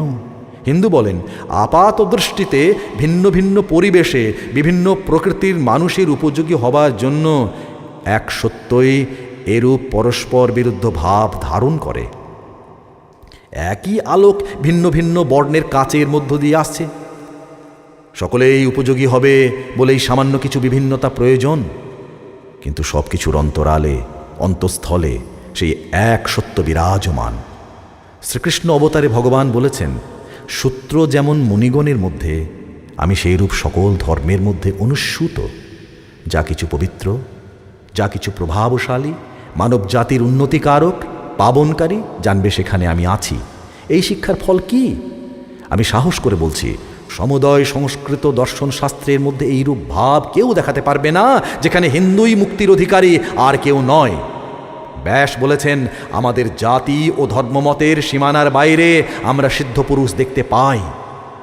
আরেকটি কথা, কেউ যদি এরকম প্রশ্ন করেন, সর্বতভাবে ঈশ্বরপরায়ণ হিন্দুগণ কী রূপে অজ্ঞেয়বাদী বৌদ্ধ ও নিরীশ্বরবাদী জৈনদের মতকে বিশ্বাস করেন? বৌদ্ধ ও জৈনেরা ঈশ্বরের উপর নির্ভর করেন না বটে, কিন্তু সকল ধর্মের সেই মহান কেন্দ্রীয় তত্ত্ব মানুষের ভিতর দেবত্ব বিকশিত করার দিকে তাদের ধর্মের সকল শক্তি নিয়োজিত হয়। তারা জগৎপিতাকে দেখেন নাই, কিন্তু তার পুত্রকে দেখেছেন। যে পুত্রকে দেখেছে সে তো পিতাকেও দেখেছে। এই হলো হিন্দুদের ধর্ম বিষয়ক ধারণাগুলির সংক্ষিপ্ত বিবরণ। হিন্দু তার সব পরিকল্পনা হয়তো কার্যে পরিণত করতে পারে নাই, কিন্তু যদি কখনো একটি সার্বজনীন ধর্মের উদ্ভব ঘটে, তবে তা কখনো কোনো দেশে বা কোনো কালে সীমাবদ্ধ থাকবে না। যে অসীম ভগবানের বিষয় ওই ধর্মে প্রচারিত হবে, ওই ধর্মকে তাঁরই মতো অসীম হতে হবে। সেই ধর্মের সূর্য কৃষ্ণভক্ত, খ্রিস্টভক্ত, সাধু, অসাধু সকলের উপর সমভাবে নিজের কিরণ জাল বিস্তার করবে। সেই ধর্ম কি শুধু ব্রাহ্মণ বা বৌদ্ধ, খ্রিস্টান বা মুসলমানের হবে? না, তা সকল ধর্মের সমষ্টি স্বরূপ হবে। অথচ তাতে উন্নতির সীমাহীন অবকাশ থাকবে। নিজের উদারতাবশত সেই ধর্ম অসংখ্য প্রসারিত হাতে পৃথিবীর সকল নরনারীকে সাদরে আলিঙ্গন করবে।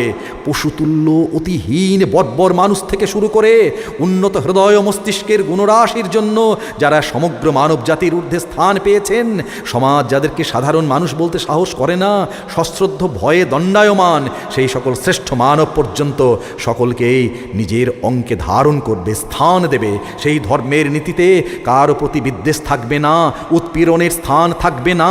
তাতে প্রত্যেক নরনারীর দেব স্বভাব স্বীকৃত হবে এবং সমগ্র শক্তি মনুষ্য জাতিকে দেব স্বভাব উপলব্ধি করতে সহায়তা করবার জন্য সতত নিযুক্ত থাকবে। এইরূপ ধর্ম উপস্থাপিত করো, সকল জাতিই তোমার অনুবর্তী হবে। অশোকের ধর্মসভা কেবল বৌদ্ধ ধর্মের জন্য হয়েছিল। আকবরের ধর্মসভা ওই উদ্দেশ্যের নিকটবর্তী হলেও তা বৈঠকি আলোচনা মাত্র। প্রত্যেক ধর্মে ঈশ্বর আছেন। সমগ্র জগতে একথা ঘোষণা করার ভার বোধহয় আমেরিকার জন্যই সংরক্ষিত ছিল। যিনি হিন্দুর ব্রহ্ম, যিনি পারসিকদের অহুর মাজদা, যিনি বৌদ্ধদের বুদ্ধ, ইহুদিদের জিহোবা, খ্রিস্টানদের স্বর্গত পিতা, তিনি তোমাদের এই মহৎ ভাব কার্যে পরিণত করবার শক্তি প্রদান করুন। পূর্ব গগনে নক্ষত্র উঠেছিল, কখনো উজ্জ্বল, কখনো অস্পষ্ট হয়ে ধীরে ধীরে তা পশ্চিম গগনের দিকে চলেছিল। ক্রমে সমগ্র জগৎ প্রদক্ষিণ করে পূর্বাপেক্ষা সহস্রগুণ উজ্জ্বল হয়ে পুনরায় পূর্ব গগনে স্যানপোর সীমান্তে আবার উদিত হয়েছে। স্বাধীনতার মাতৃভূমি কলম্বিয়া, তুমি কখনো প্রতিবেশীর শনিতে নিজের হস্ত নিমজ্জিত করো নাই। প্রতিবেশীর সর্বস্ব অপহরণকারী ধনশালী হবার জন্য সহজ পন্থা আবিষ্কার করো নাই। সভ্যতার পুরোভাগে সমন্বয়ের পতাকা বহন করে বীর দর্পে অগ্রসর হবার ভার তাই তোমারই উপর ন্যস্ত হয়েছে।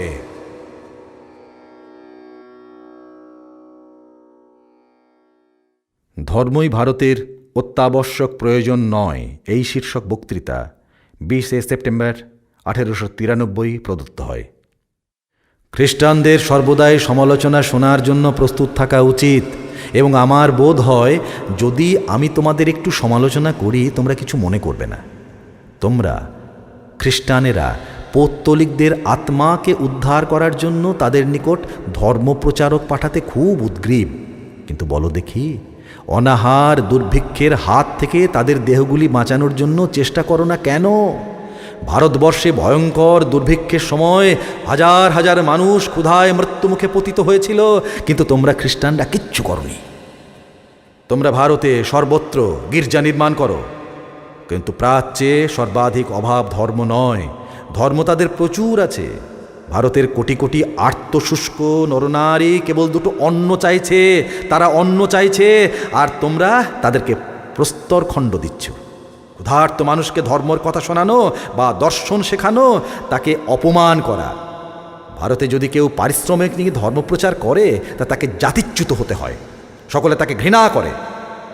আমি আমার দরিদ্র দেশবাসীর জন্য তোমাদের নিকট সাহায্য চাইতে এসেছি।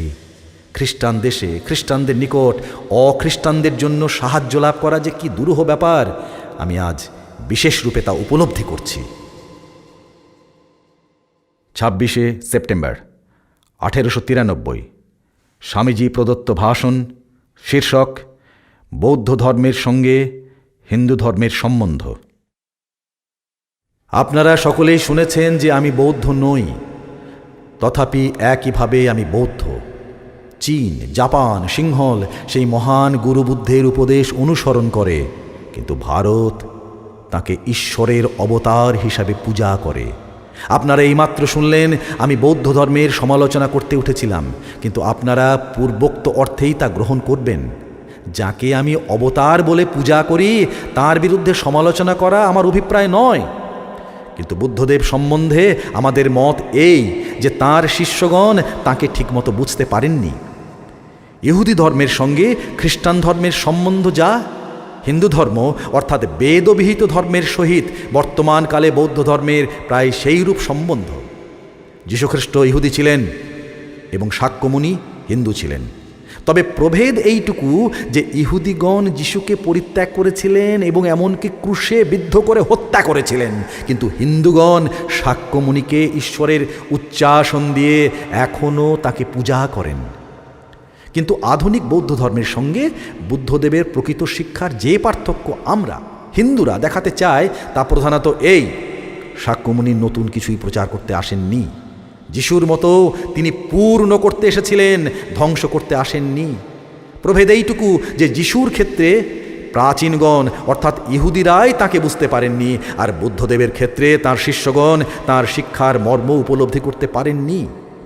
ইহুদিরা যেমন যিশুর মধ্যে ওল্ড টেস্টামেন্টের পূর্ণ পরিণতি বুঝতে পারেননি, বৌদ্ধগণও তেমনি বুদ্ধের মধ্যে হিন্দু ধর্মের সত্যগুলির পূর্ণ পরিণতি বুঝতে পারেননি। আমি পুনর্বার বলি, শাক্যমুনি পূর্ণ করতে এসেছিলেন, ধ্বংস করতে আসেননি। তিনি ছিলেন হিন্দু ধর্মের স্বাভাবিক পরিণতি এবং যুক্তিযুক্ত সিদ্ধান্ত, ন্যায়সম্মত বিকাশ।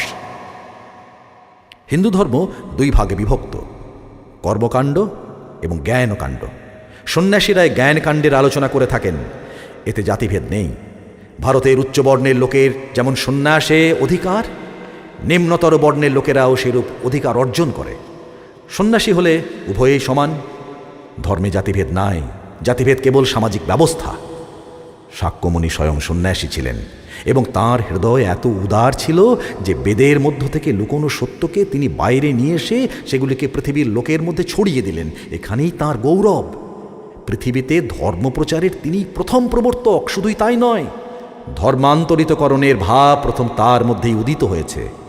সকলের প্রতি, বিশেষত অজ্ঞান ও দরিদ্রগণের প্রতি অদ্ভুত সহানুভূতিতেই তাঁর গৌরব প্রতিষ্ঠিত।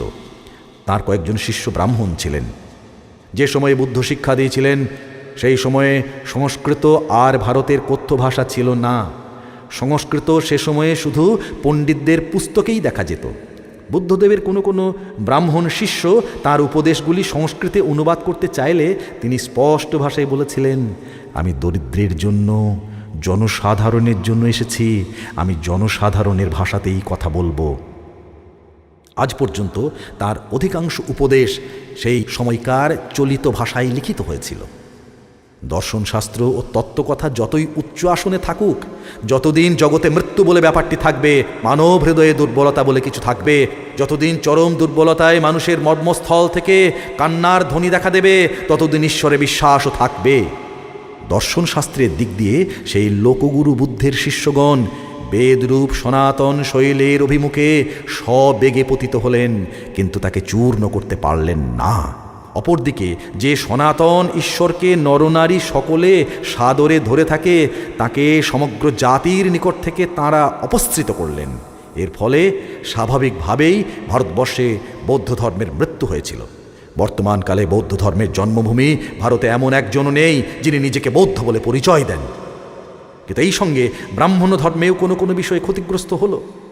সেই সমাজ সংস্কারের জন্য আগ্রহ, সকলের প্রতি সেই অপূর্ব সহানুভূতি, দয়া সর্বসাধারণের ভিতর বৌদ্ধ ধর্ম যে ব্যাপক পরিবর্তনের ভাব প্রসারিত করে দিয়েছিল, তা ভারতীয় সমাজকে এতদূর উন্নত ও মহান করেছিল যে তদানীন্তন ভারতবর্ষ সম্পর্কে লিখতে গিয়ে জনৈক গ্রিক ঐতিহাসিককে বলতে হয়েছিল, কোনো হিন্দু মিথ্যা কথা বলেন বা কোনো হিন্দু নারী অসতী এ কথা শোনা যায় না। বৌদ্ধ ধর্মের তিরোধানে হিন্দুগণ এগুলি হারিয়ে ফেললেন। হে বৌদ্ধগণ, বৌদ্ধ ধর্ম ছাড়া হিন্দু ধর্ম বাঁচতে পারে না, হিন্দু ধর্ম ছেড়ে বৌদ্ধ ধর্ম বাঁচতে পারে না। অতএব এই সত্য উপলব্ধি করুন। আমাদের বর্তমান এই বিযুক্ত বিচ্ছিন্ন ভাব স্পষ্টই দেখিয়ে দিচ্ছে যে ব্রাহ্মণের ধীশক্তি ও দর্শনশাস্ত্রের সাহায্য না নিলে বৌদ্ধরা দাঁড়াতে পারে না, এবং ব্রাহ্মণ বৌদ্ধের হৃদয় না পেলে দাঁড়াতে পারে না। বৌদ্ধ ও ব্রাহ্মণের এই বিচ্ছেদই ভারতবর্ষের অবনতির কারণ। এই জন্যই আজ ভারতের ৩০ কোটি ভিক্ষুকের বাসভূমি, এই জন্যই ভারতবাসী সহস্র বৎসর ধরে বিজেতাদের দাসত্ব করছে। অতএব আসুন, আমরা ব্রাহ্মণের অপূর্ব ধীশক্তির সঙ্গে লোকগুরু বুদ্ধের হৃদয়, মহান আত্মা এবং অসাধারণ লোককল্যাণ শক্তি যুক্ত করে দিই। স্বামী বিবেকানন্দের বিদায় ভাষণ, ২৭ সেপ্টেম্বর ১৮৯৩। বিশ্ব ধর্ম মহাসম্মেলন এখন সত্যই বাস্তবে রূপায়িত হয়েছে, এবং যাঁরা এই মহাসভা অধিবেশনের জন্য পরিশ্রম করেছিলেন, করুণাময় ঈশ্বর তাঁদের সহায়তা করেছেন এবং তাঁদের নিঃস্বার্থ পরিশ্রমকে সাফল্যমণ্ডিত করেছেন। যাদের প্রশস্ত হৃদয় এই সত্যানুরাগ স্বপ্নের ন্যায় এই আশ্চর্য ব্যাপার প্রথমত কল্পনা করে এবং একে কার্যে পরিণত করেছেন, আমি সেই মহানুভব ব্যক্তিদের ধন্যবাদ দিই। যে সকল উদার ভাব এই সভাকক্ষ থেকে চতুর্দিকে পরিবেশিত হয়েছে, তাদের জন্য আমি কৃতজ্ঞ। এই শিক্ষিত শ্রোতৃমণ্ডলী যারা আমার প্রতি সমভাবে দয়া প্রদর্শন করেছেন এবং যারা যে ভাবগুলি দ্বারা ধর্মসমূহের বিরোধ ভাব মন্দীভূত হয়, সেই ভাবগুলির প্রত্যেকটিকে ধারণা এবং অনুমোদন করিয়েছেন, আমি তাদেরকে ধন্যবাদ দিই। এই ঐক্যতানের মধ্যে সময় সময় কিছু কিছু শ্রুতিকটু ধ্বনি শোনা গিয়েছে, ঠিক কথা। এগুলির জন্য আমিও বিশেষভাবে কৃতজ্ঞ, কারণ ওইসব বৈষম্য দ্বারা তারা আমাদের মধ্যে যে সাধারণ সামঞ্জস্য রয়েছে তা মধুরভাবে প্রকাশ করে তুলেছে। ধর্মীয় ঐক্যের সাধারণ ভিত্তিভূমি সম্বন্ধে অনেক কথা বলা হয়েছে। আমি এখনই এ বিষয়ে আমার নিজের মতবাদ উপস্থাপন করছি না, কিন্তু যদি এখানে কেউ এইরূপ আশা করে থাকেন যে এই ঐক্য প্রচলিত বিভিন্ন ধর্মের মধ্যে একটির অভ্যুদয় এবং অপরটির বিনাশ দ্বারা সাধিত হবে, আমি তাকে বলি, ভাই, এ তোমার দুরাশা। আমি কি ইচ্ছা করি যে খ্রিস্টান হিন্দু হবে? ঈশ্বর না করেন। আমি কি ইচ্ছা করব যে কোনো হিন্দু বৌদ্ধ হবেন বা খ্রিস্টান হবেন? ভগবান যেন তা না করেন। বীজ ভূমিতে উপ্ত হয়েছে, মৃত্তিকা, বায়ু ও জল তার চতুর্দিকে রয়েছে। বীজটি কি মৃত্তিকা বা বায়ু বা জলের মধ্যে কোনো একটিতে পরিণত হবে? না, সেই বীজ থেকে একটি চারা গাছ উৎপন্ন হবে এবং ক্রমে নিজের স্বাভাবিক নিয়মানুসারে বর্ধিত হবে এবং মৃত্তিকা, বায়ু ও জল ভিতরে গ্রহণ করে সেই সকল উপাদানকে বৃক্ষে পরিণত করবে এবং বৃক্ষাকারে বেড়ে উঠবে। ধর্ম সম্বন্ধেও এইরূপ।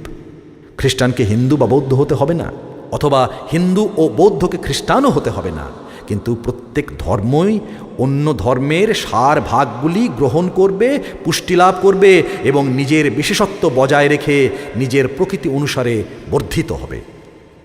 যদি এই ধর্ম মহাসমিতি জগতে কিছু প্রমাণ করে থাকে, তবে তাই একথাই প্রমাণ করেছে, সাধু চরিত্র, পবিত্রতা ও দয়াদাক্ষিণ্য জগতের কোন একটি বিশেষ ধর্মমণ্ডলীর নিজস্ব সম্পত্তি নয় এবং প্রত্যেক ধর্মই অতি উন্নত চরিত্রের নরনারী প্রসব করেছে। এই সকল প্রত্যক্ষ প্রমাণ সত্ত্বেও যদি কেউ এই রকম স্বপ্ন দেখেন যে অন্যান্য ধর্ম লোপ পাবে এবং তার ধর্মই টিকে থাকবে, তবে তিনি বাস্তবিক কৃপার পাত্র। তার জন্য আমি আন্তরিক দুঃখিত এবং তাকে আমি স্পষ্টভাবে বলে দিই, তার ন্যায় লোকেদের বাধা প্রদান সত্ত্বেও শীঘ্রই প্রত্যেক ধর্মের পতাকার উপর লিখিত হবে বিবাদ নয় সহায়তা, বিনাশ নয় পরস্পরের ভাব গ্রহণ, মতবিরোধ নয় সমন্বয় এবং শান্তি।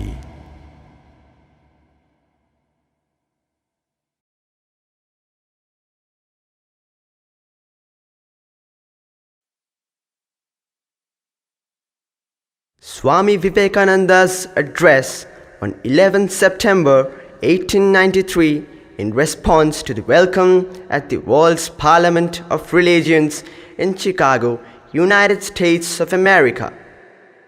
Sisters and brothers of America,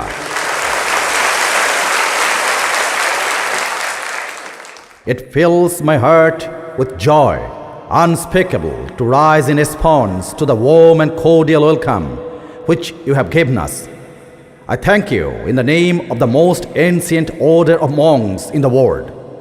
I thank you in the name of the mother of religions, and I thank you in the name of millions and millions of Hindu people of all classes and sects. My thanks also to some of the speakers on this platform who, referring to the delegates from the Orient, have told you that these men from far off nations may well claim the honor of bearing to different lands the idea of toleration. I am proud to belong to a religion which has taught the world both tolerance and universal acceptance. We believe not only in universal toleration, but we accept all religions as true. I am proud to belong to a nation which has sheltered the persecuted and the refugees of all religions and all nations of the earth. I am proud to tell you that we have gathered in our bosom the purest remnant of the Israelites who came to southern India and took refuge with us in the very year in which the holy temple was shattered to pieces by Roman tyranny. I am proud to belong to the religion which has sheltered and is still fostering the remnant of the grand Zoroastrian nation. I'll quote to you, brethren, a few lines from a hymn which I remember to have repeated from my earliest boyhood, which is every day repeated by millions of human beings. As the different streams having their sources in different places all mingle their water in the sea, so, O Lord, the different paths which men take through different tendencies, various though they appear, crooked or straight, all lead to Thee. The present convention, which is one of the most august assemblies ever held, is in itself a vindication, a declaration to the world of wonderful doctrine preached in Gita. Whosoever comes to me, through whatsoever form, I reach him. All men are struggling through paths which in the end lead to me. Sectarianism, bigotry, and its horrible descendant fanaticism have long possessed this beautiful earth.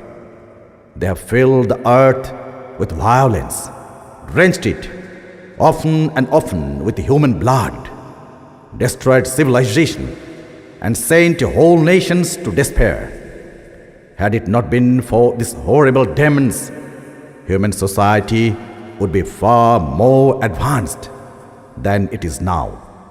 But the time is come, and I fervently hope that the bell that tolled this morning in honor of this convention may be the death knell of all fanaticism, of all persecutions, with the sword or with the pen, and of all uncharitable feelings between persons wending their way to the same goal.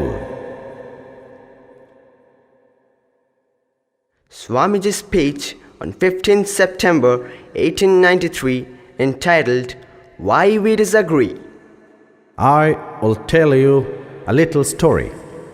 You have heard the eloquent speaker who has just finished say, "Let us cease from abusing each other." And he was very sorry that there should be always so much variance. But I think I should tell you a story which should illustrate the cause of the variance. A frog lived in a well. It had lived there for a long time. It was born there and brought up there, and yet it was a little small frog. Of course, the evolutionists were not there then to tell us whether the frog lost its eyes or not, but for our story's sake, we must take it for granted that it had its eyes, and that it every day cleansed the water of all the worms and bacilli that lived in it with an energy that would do credit to our modern bacteriologists. In this way it went on and became a little sleek and fat. Well, one day another frog that lived in the sea came and fell into the well. "Where are you from?" "I am from the sea." "The sea? How big is that? Is it as big as my well?" And he took a leap from one side of the well to the other. "My friend," said the frog of the sea, "how do you compare the sea with your little well?" Then the frog took another leap and asked, "Is your sea so big?" "What nonsense you speak, to compare the sea with your well." "Well then," said the frog of the well, "nothing can be bigger than my well. There can be nothing bigger than this. This fellow is a liar, so turn him out." That has been the difficulty all the while. I am a Hindu. I am sitting in my own little well and thinking that the whole world is my little well. The Christian sits in his little well and thinks the whole world is in his well. The Mohammedan sits in his little well and thinks that is the whole world. I have to thank you of America for the great attempt you are making to break down the barriers of this little world of ours, and hope that in the future the Lord will help you to accomplish your purpose. Paper on Hinduism read at the Parliament on the 19th September 1893. 3 religions now stand in the world which have come down to us from time prehistoric: Hinduism, Zoroastrianism, and Judaism. They have all received tremendous shocks, and all of them proved by their survival their internal strength. But while Judaism failed to absorb Christianity and was driven out of its place of birth by its all-conquering daughter, and a handful of Parsis is all that remains to tell the tale of their grand religion. Sect after sect arose in India and seemed to shake the religion of the Vedas to its very foundations. But like the waters of the seashore, in a tremendous earthquake, it receded only for a while, only to return in all-absorbing flood, 1,000 times more vigorous. And when the tumult of the rush was over, the sects were all sucked in, absorbed, and assimilated into the immense body of the Mother Faith. From the high spiritual flights of the Vedanta philosophy, of which the latest discoveries of science seem like echoes, to the low ideas of idolatry with its multifarious mythology, the agnosticism of the Buddhists, and the atheism of the Jains, each and all have a place in the Hindu's religion. Where then the question arises, where is the common center to which all these widely diverging radii converge? Where is the common basis upon which all these seemingly hopeless contradictions rest? And this is the question I shall attempt to answer. The Hindus have received their religion through revelation, the Vedas. They told that the Vedas are without beginning and without end. It may sound ludicrous to the audience how a book can be without beginning or end, but by the Vedas, no books are meant. They mean the accumulated treasury of spiritual laws discovered by different persons in different times. Just as the law of gravitation existed before its discovery and would exist if all humanity forgot it, so is it with the laws that govern the spiritual world. The moral, ethical, the spiritual relations between soul and between individual spirits and the Father of all spirits were there before their discovery and would remain even if we forgot them. The discoverers of these laws are called rishis, and we honor them as perfected beings. I am glad to tell this audience that some of the very greatest of them were women. Here it may be said that these laws and laws may be without end, but they must have had a beginning. The Vedas teach us that creation is without beginning or end. Science is said to have proved that the sum total of cosmic energy is always the same. Then, if there was a time when nothing existed, where was all this manifested energy? Some say it was in a potential form in God. In that case, God is sometimes potential and sometimes kinetic, which would make him mutable. Everything mutable is a compound, and everything compound must undergo the change which is called destruction. So God would die, which is absurd. Therefore, there never was a time when there was no creation. If I may be allowed to use a simile, creation and creator are two lines without beginning and without end, running parallel to each other. God is the ever-active providence by whose power systems after systems are being evolved out of chaos, made to run from a time and again destroyed. This is what the Brahmin boy repeats every day. The sun and the moon, the Lord created like the suns and the moons of previous cycles. And this agrees with modern science. Here I stand, and if I shut my eyes and try to conceive my existence, I. What is the idea before me? The idea of a body. Am I then nothing but a combination of material substances? The Vedas declare, no, I am a spirit living in the body. I am not the body. The body will die, but I shall not die. Here am I in this body? It will fall, but I shall go on living. I had also a past. The soul was not created. For creation means a combination, which means a certain future dissolution. If then the soul was created, it must die. Some are born happy, enjoy perfect health with beautiful body, mental vigor, and all wants supplied. Others are born miserable. Some are without hands or feet. Others again are idiots and only drag on a wretched existence. Why? If they are all created, why does a just and merciful God create one happy and another unhappy? Why is he so partial?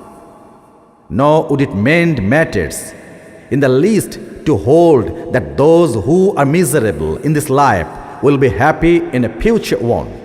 Why should a man be miserable even here in the reign of a just and merciful God?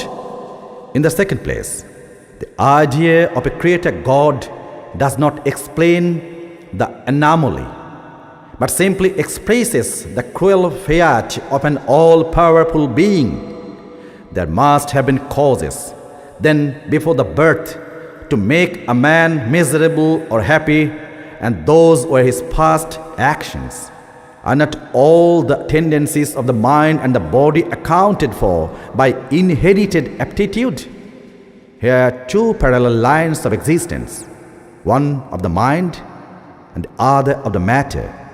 If matter and its transformations answer all that we have, there is no necessity for supposing the existence of a soul. But it cannot be proved that thought has been evolved out of matter, and if a philosophical monoism is inevitable, spiritual monoism is certainly logical and no less desirable than a materialistic monoism. But neither of these is necessary here. We cannot deny that bodies acquire certain tendencies from heredity, but those tendencies only mean the physical configuration through which a peculiar mind alone can act in a peculiar way. There are other tendencies peculiar to a soul caused by its past actions, and a soul with a certain tendency would by the laws of affinity take a birth in a body, which is the fittest instrument for the display of that tendency. This is in accord with science, for science wants to explain everything by habit, and habit is got through repetitions. So, repetitions are necessary to explain the natural habits of a newborn soul, and since they were not obtained in this present life, they must have come down from past lives. There is another suggestion. Taking all this for granted, how is it that I do not remember anything of my past life? This can be easily explained. I am now speaking English. It is not my mother tongue. In fact, no words of my mother tongue are now present in my consciousness. But let me try to bring them up, and they rush in. That shows that consciousness is only the surface of the mental ocean, and within its depths are stored up all our experiences. Try and struggle. They would come up, and you would be conscious even of your past life. This is direct and demonstrative evidence. Verification is the perfect proof of theory. And here is the challenge thrown to the world by the rishis. We have discovered the secret by which the very depths of the ocean of memory can be stirred up. Try it, and you would get a complete reminiscence of your past life. So, then the Hindu believes that he is a spirit. Him the sword cannot pierce, him the fire cannot burn, him the water cannot melt, him the air cannot dry. The Hindu believes that every soul is a circle whose circumference is nowhere, but whose center is located in the body, and that death means the change of the center from body to body. Nor is the soul bound by the conditions of matter. In its very essence, it is free, unbounded, holy, pure, and perfect. But somehow or other it finds itself tied down to matter and thinks of itself as matter.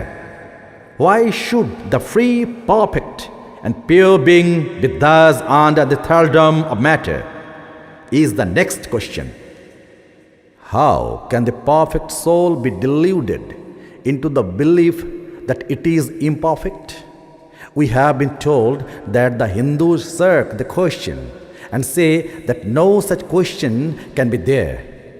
Some thinkers want to answer it by positing one or more quasi-perfect beings and use big scientific names to fill up the gap.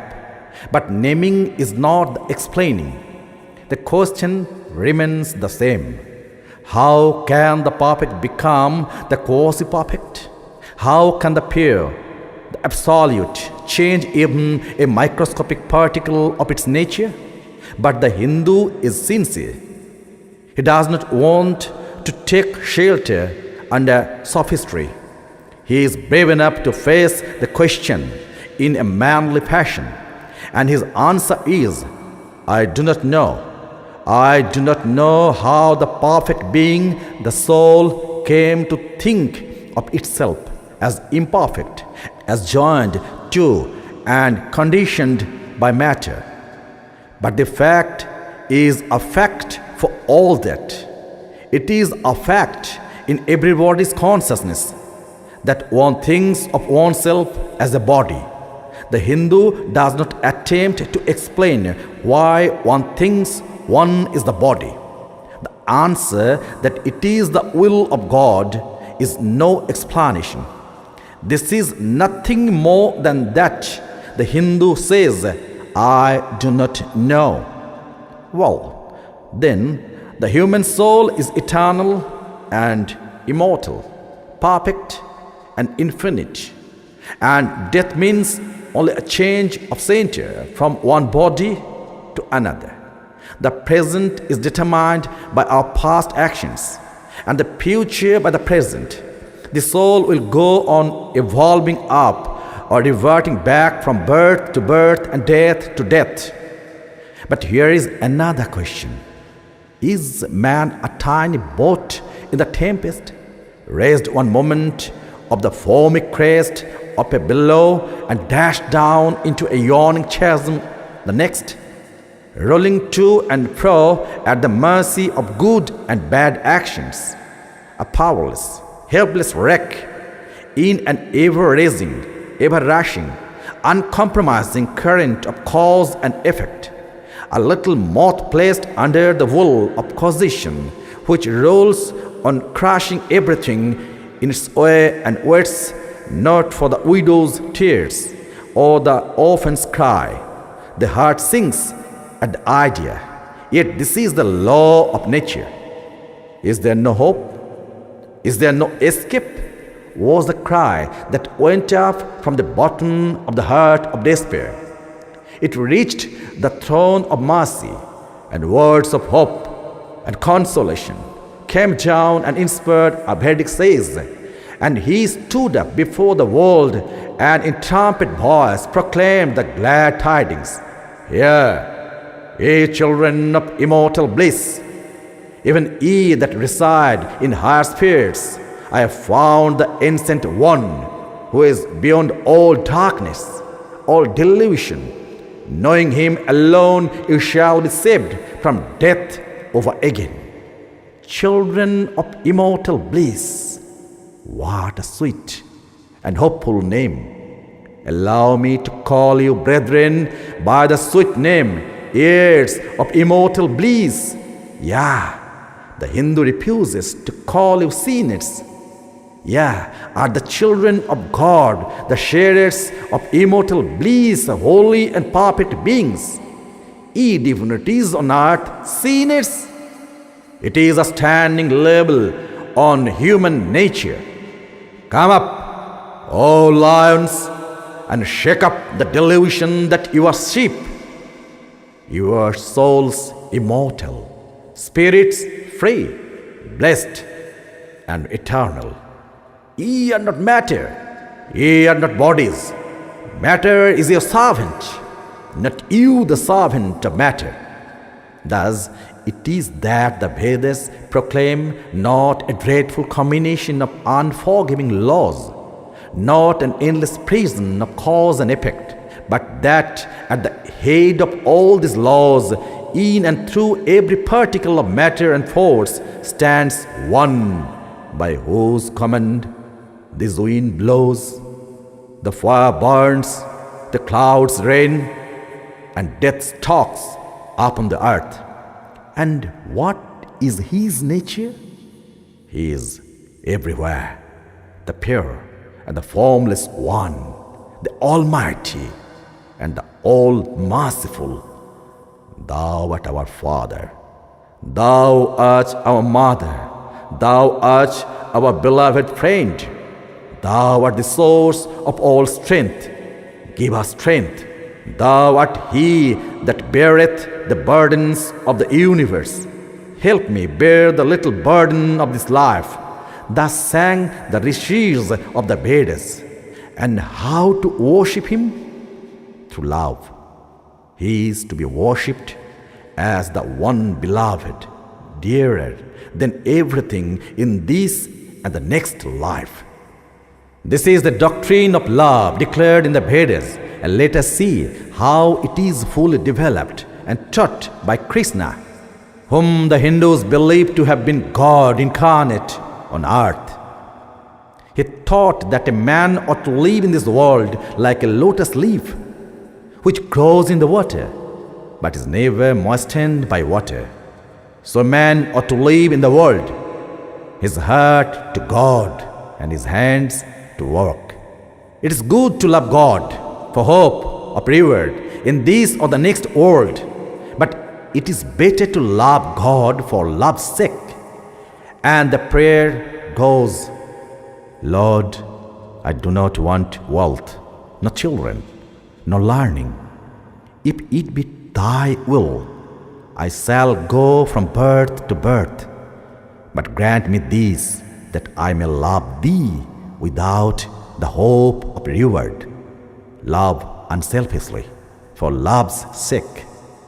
One of the disciples of Krishna, the then emperor of India, was driven from his own kingdom by his enemies and had to take shelter with his queen in a forest in the Himalayas. And there one day the queen asked him how it was that he, the most virtuous of men, should suffer so much misery. Yudhishthira answered, Behold my queen, the Himalayas. How grand and beautiful they are. I love them. They do not give me anything, but my nature is to love the grand, the beautiful. Therefore, I love them. Similarly, I love the Lord. He is the source of all beauty, of all sublimity. He is the only object to be loved. My nature is to love Him, and therefore I love. I do not pray for anything. I do not ask for anything. Let Him place me wherever He likes. I must love Him for love's sake. I cannot tread on love. The Vedas teach that the soul is divine, only held in the bondage of matter. Perfection will be reached when this bond will burst, and the word that used for it is therefore mukti, freedom, freedom from the bonds of imperfection, freedom from death and misery. And this bondage can only fall off through the mercy of God. And this mercy comes on the pure. So purity is the condition of His mercy.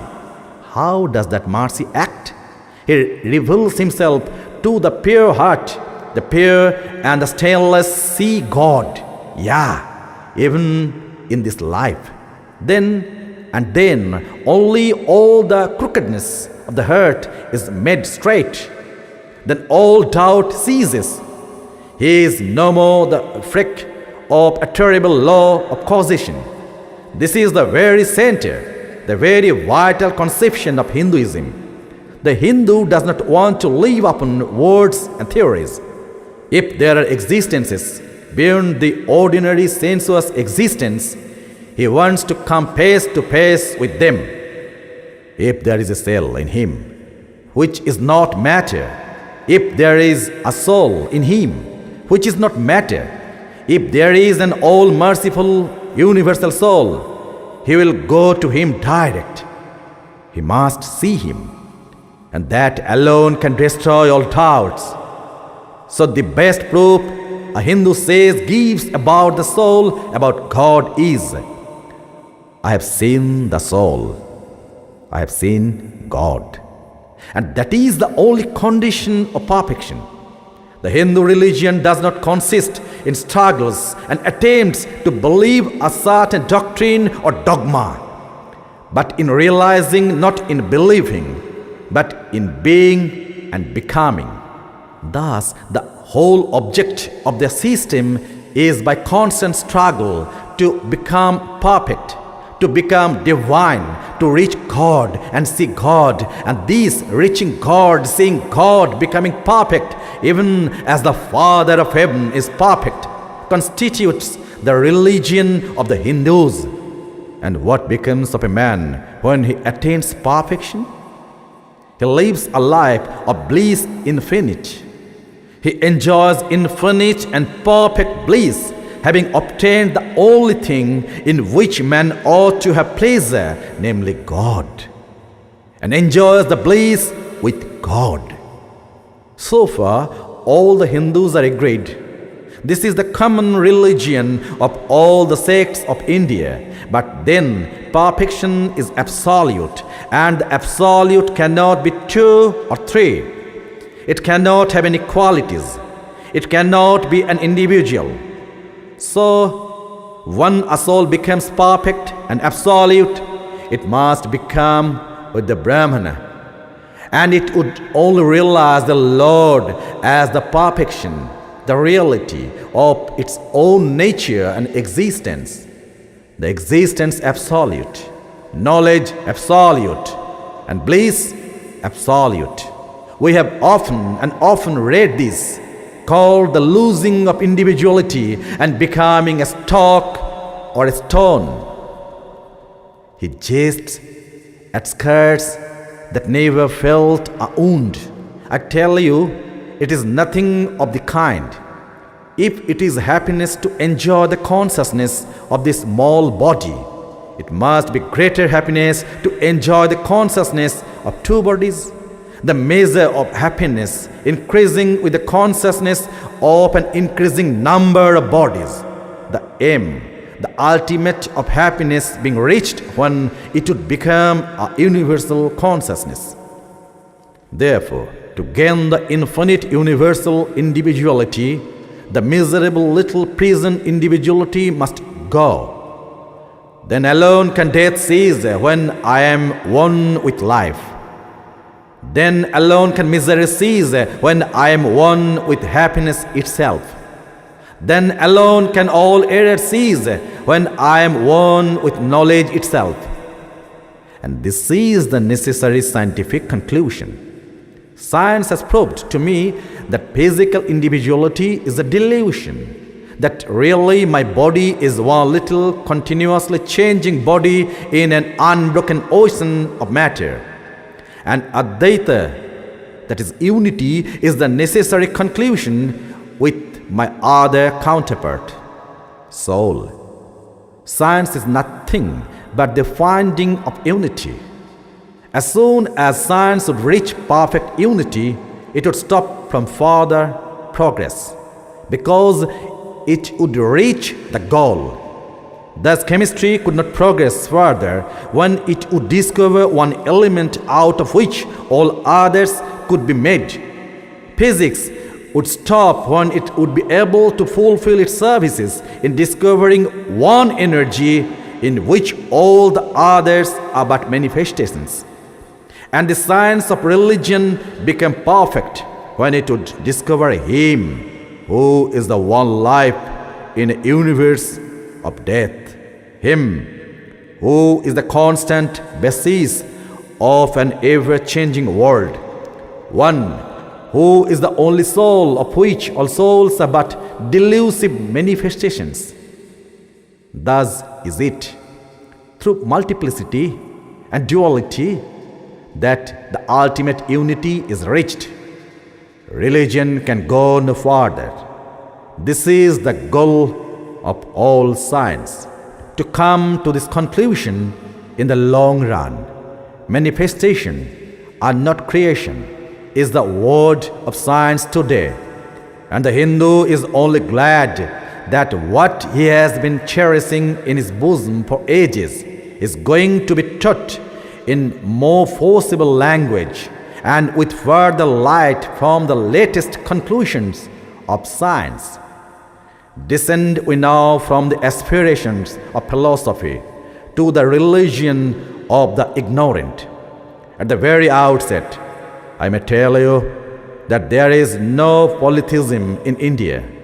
In every temple, if one stands by and listens, one will find the worshippers applying all the attributes of God, including omnipresence, to the images. It is not polytheism, nor would the name henotheism explain the situation. The rose called by any other name would smell as sweet.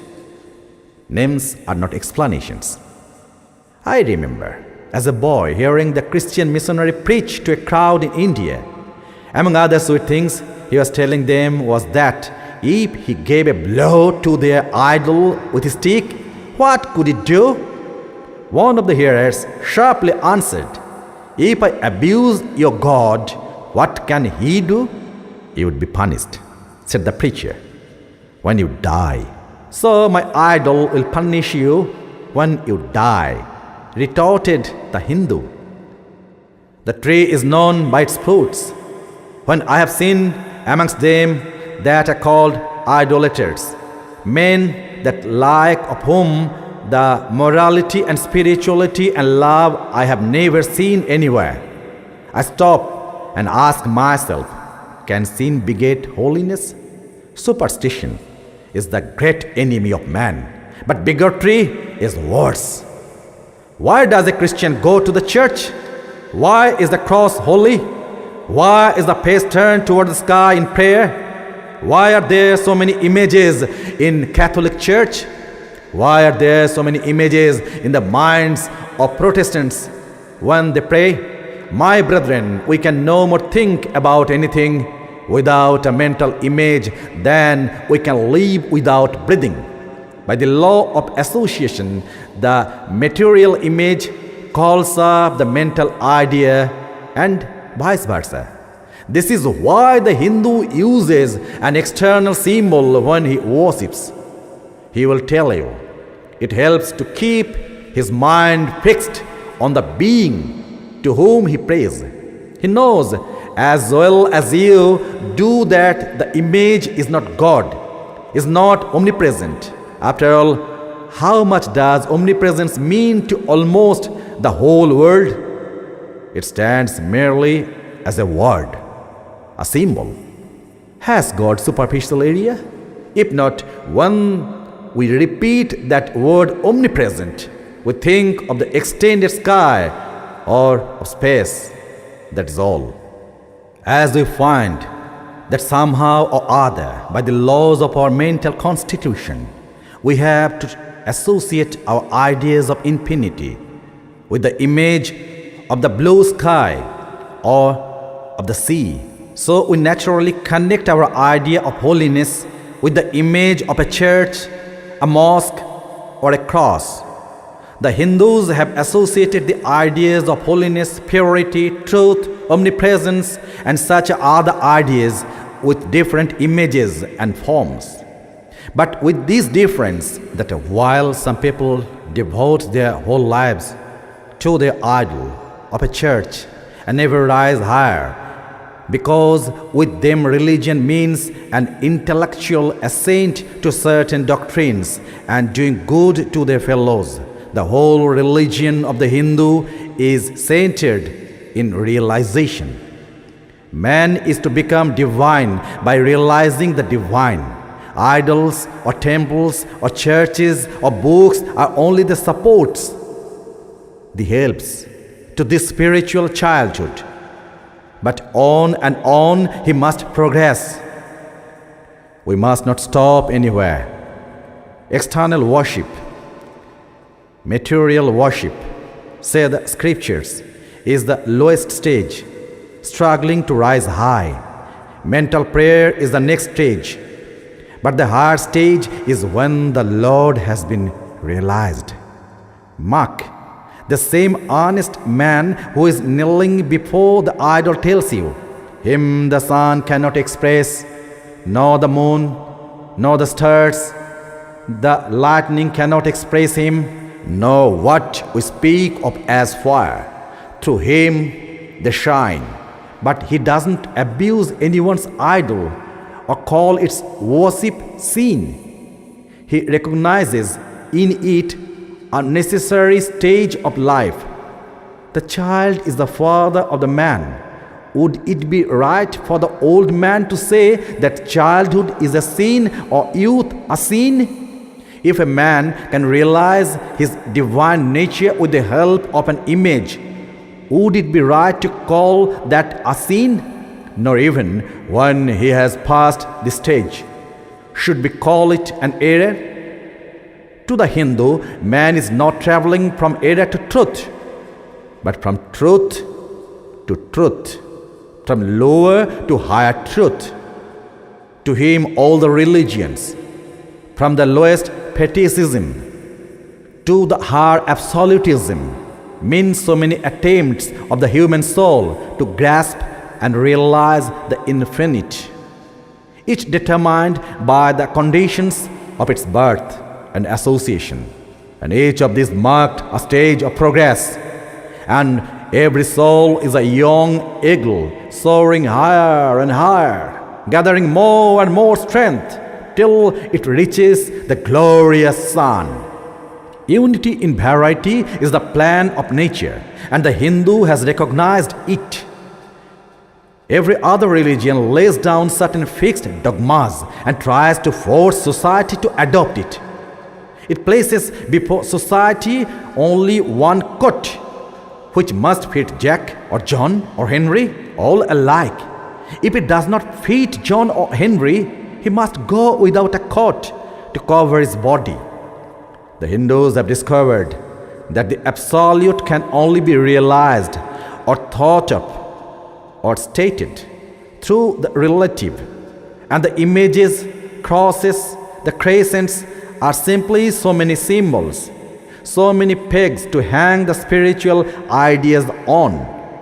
It is not that this help is necessary for everyone, but those that do not need it have no right to say that it is wrong, nor it is compulsory in Hinduism. One thing I must tell you, idolatry in India does not mean anything horrible. It is not the mother of harlots. On the other hand, it is the attempt of undeveloped minds to grasp high spiritual truths. The Hindus have their faults, they sometimes have their exceptions. But mark this, they are always for punishing their own bodies and never for cutting the throats of the neighbors. If the Hindu fanatic burns himself on the pyre, he never lights the fire of inquisition. And even this cannot be laid at the door of his religion any more than the burning of witches can be laid at the door of Christianity. To the Hindu, then the whole world of religions is only a traveling, a coming up of different men and women through various conditions and circumstances to the same goal. Every religion is only evolving a God out of the material man, and the same God is the inspirer of all of them. Why, then, are there so many contradictions? They are only apparent, says the Hindu.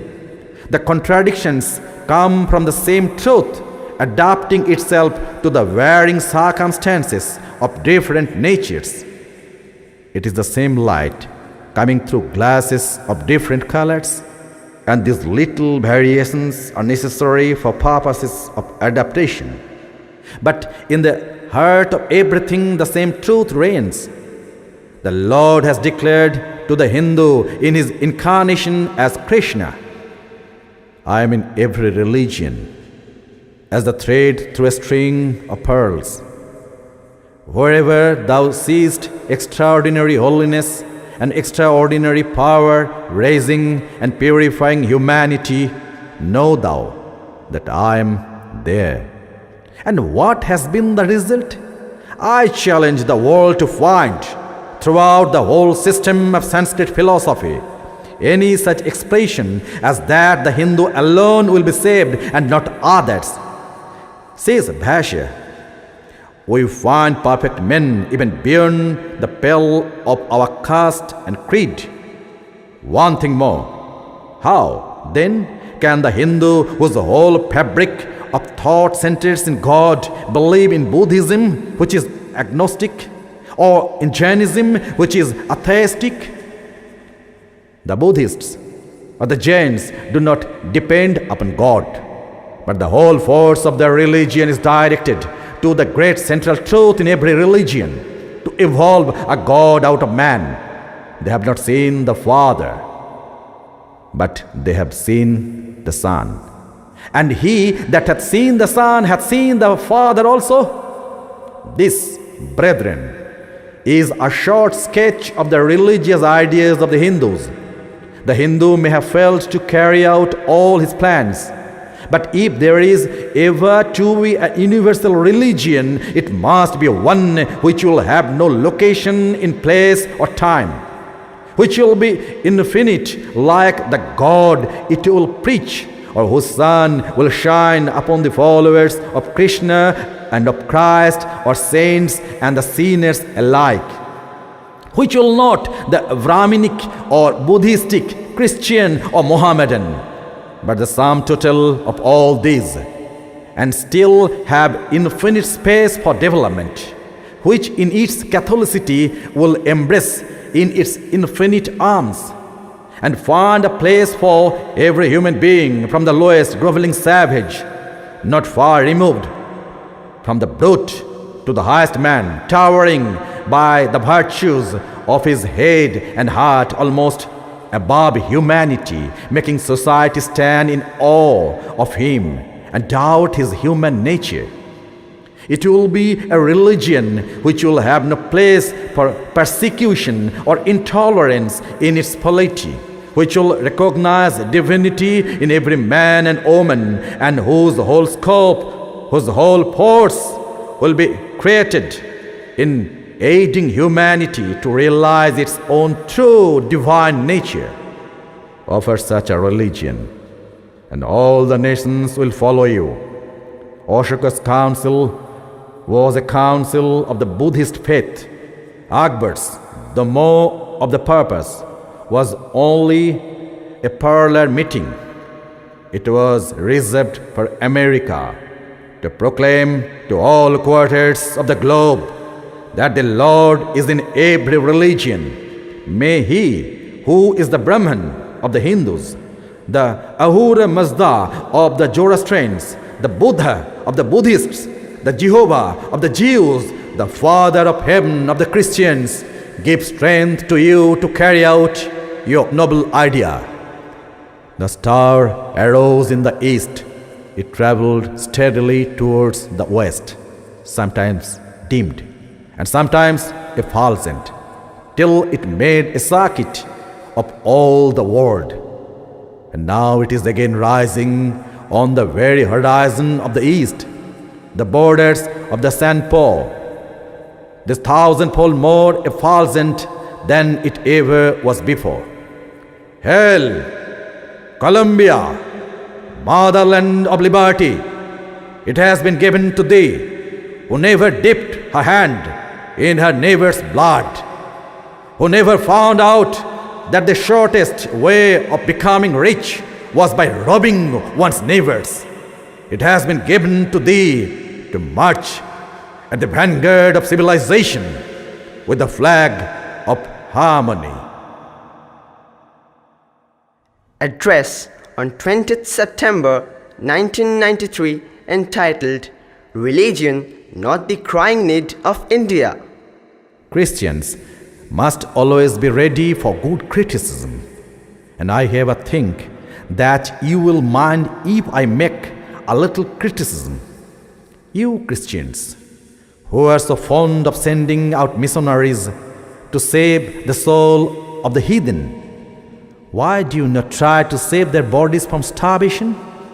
In India, during the terrible famines, thousands died from hunger. Yet you Christians did nothing. You erect churches all through India, but the crying evil in the East is not religion.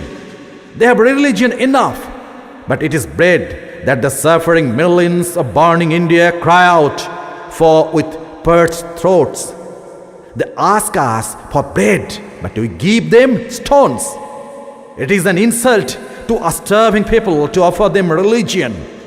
It is an insult to a starving man to teach him metaphysics. In India, a priest that preached for money would lose caste and be spat upon by the people. I came here to seek aid for my impoverished people, and I fully realized how difficult it was to get help for heathens from Christians in a Christian land. On 26 September 1893, Swami Vivekananda addressed on Buddhism, the fulfillment of Hinduism. I am not a Buddhist, as you have heard, and yet I am. If China or Japan or Ceylon follow the teachings of the great master, India worships him as God incarnate on earth. You have just now heard that I am going to criticize Buddhism, but by that I wish you to understand only this. Far be it from me to criticize him whom I worship as God incarnate on earth.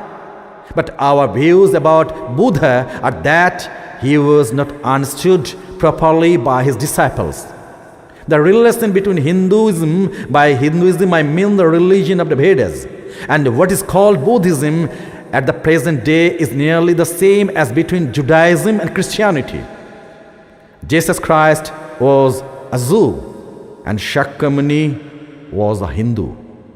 The Jews rejected Jesus Christ, nay, crucified him. And the Hindus have accepted Shakyamuni as God and worship him. But the real difference that we Hindus want to show between modern Buddhism and what we should understand as the teachings of Lord Buddha lies principally in this. Shakyamuni came to preach nothing new. He also, like Jesus, came to fulfill and not to destroy. Only in the case of Jesus, it was the old people, the Jews, who did not understand him, while in the case of Buddha, it was his own followers who did not realize the import of his teachings. As the Jew did not understand the fulfillment of the Old Testament, so the Buddhist did not understand the fulfillment of the truths of the Hindu religion. Again I repeat, Shakyamuni came not to destroy, but he was the fulfillment, the logical conclusion, the logical development of the religion of the Hindus.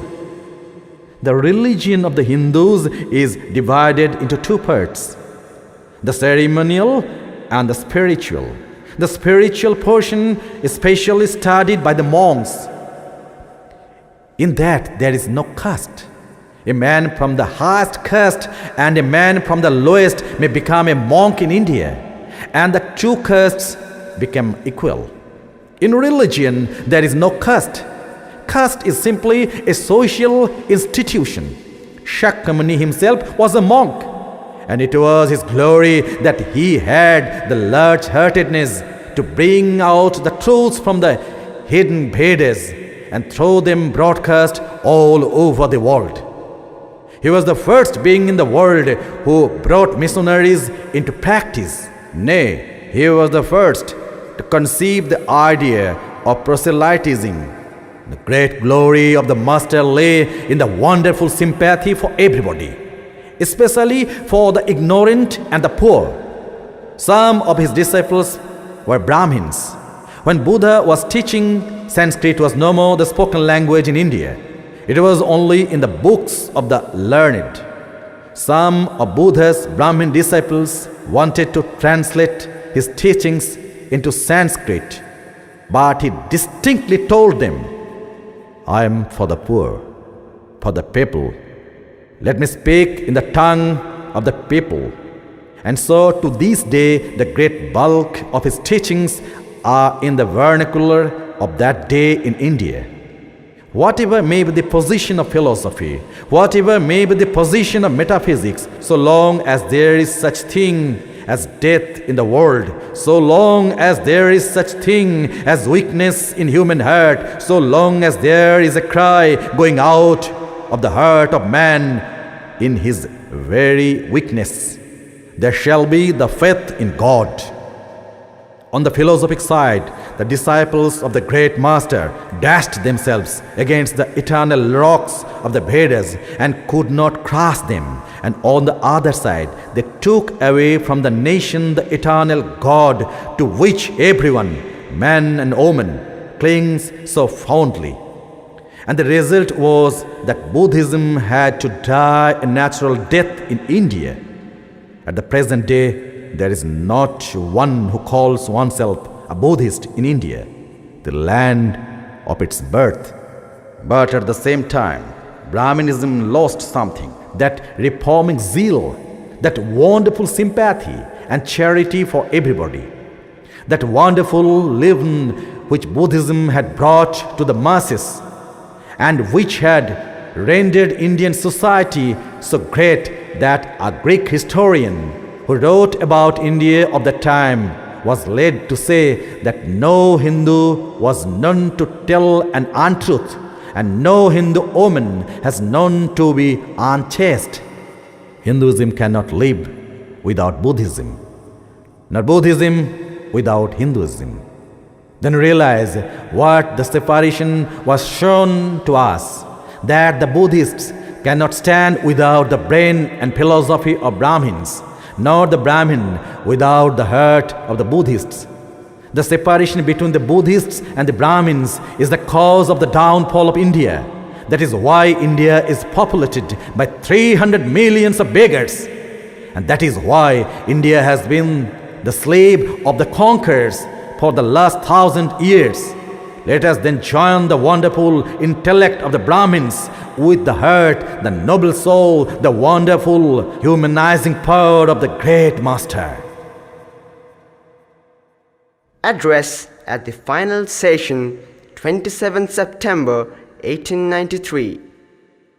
The world's parliament of religions has become an accomplished fact, and the merciful Father has helped those who labored to bring it into existence, and crowned with success their most unselfish labor. My thanks to those noble souls whose large hearts and love of truth first dreamed this wonderful dream and then realized it. My thanks to the shower of liberal sentiments that has overflowed this platform. My thanks to this enlightened audience for their uniform kindness to me and for their appreciation of every thought that tends to smooth the friction of religions. A few jarring notes were heard from time to time in this harmony. My special thanks to them, for they have, by their striking contrast, made general harmony the sweeter. Much has been said on the common ground of religious unity. I'm not going just now to venture my own theory. But if anyone here hopes that this unity will come by the triumph of any one of the religions and the destruction by the others, to him I say, brother, yours is an impossible hope. Do I wish that the Christian would become Hindu? God forbid.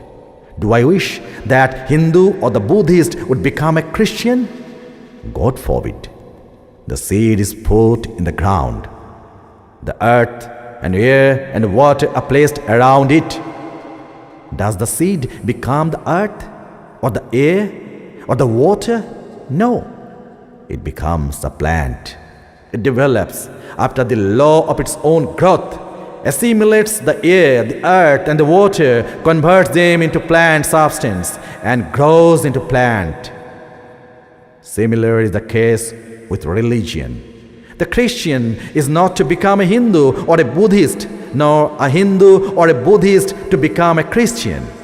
But each must assimilate the spirit of the others, and yet preserve his individuality and grow according to his own law of growth. If the parliament of the religions has shown anything to the world, it is this. It has proved to the world that holiness, purity, and charity are not the exclusive possessions of any church in the world, and that every system has produced men and women of the most exalted character. In the face of the evidence, if anybody dreams of the exclusive survival of his own religion and the destruction of the others, I pity him from the bottom of my heart, and point out to him that upon the banner of every religion will soon be written, in spite of resistance, help and not fight, assimilation and not destruction, harmony and peace and not dissension.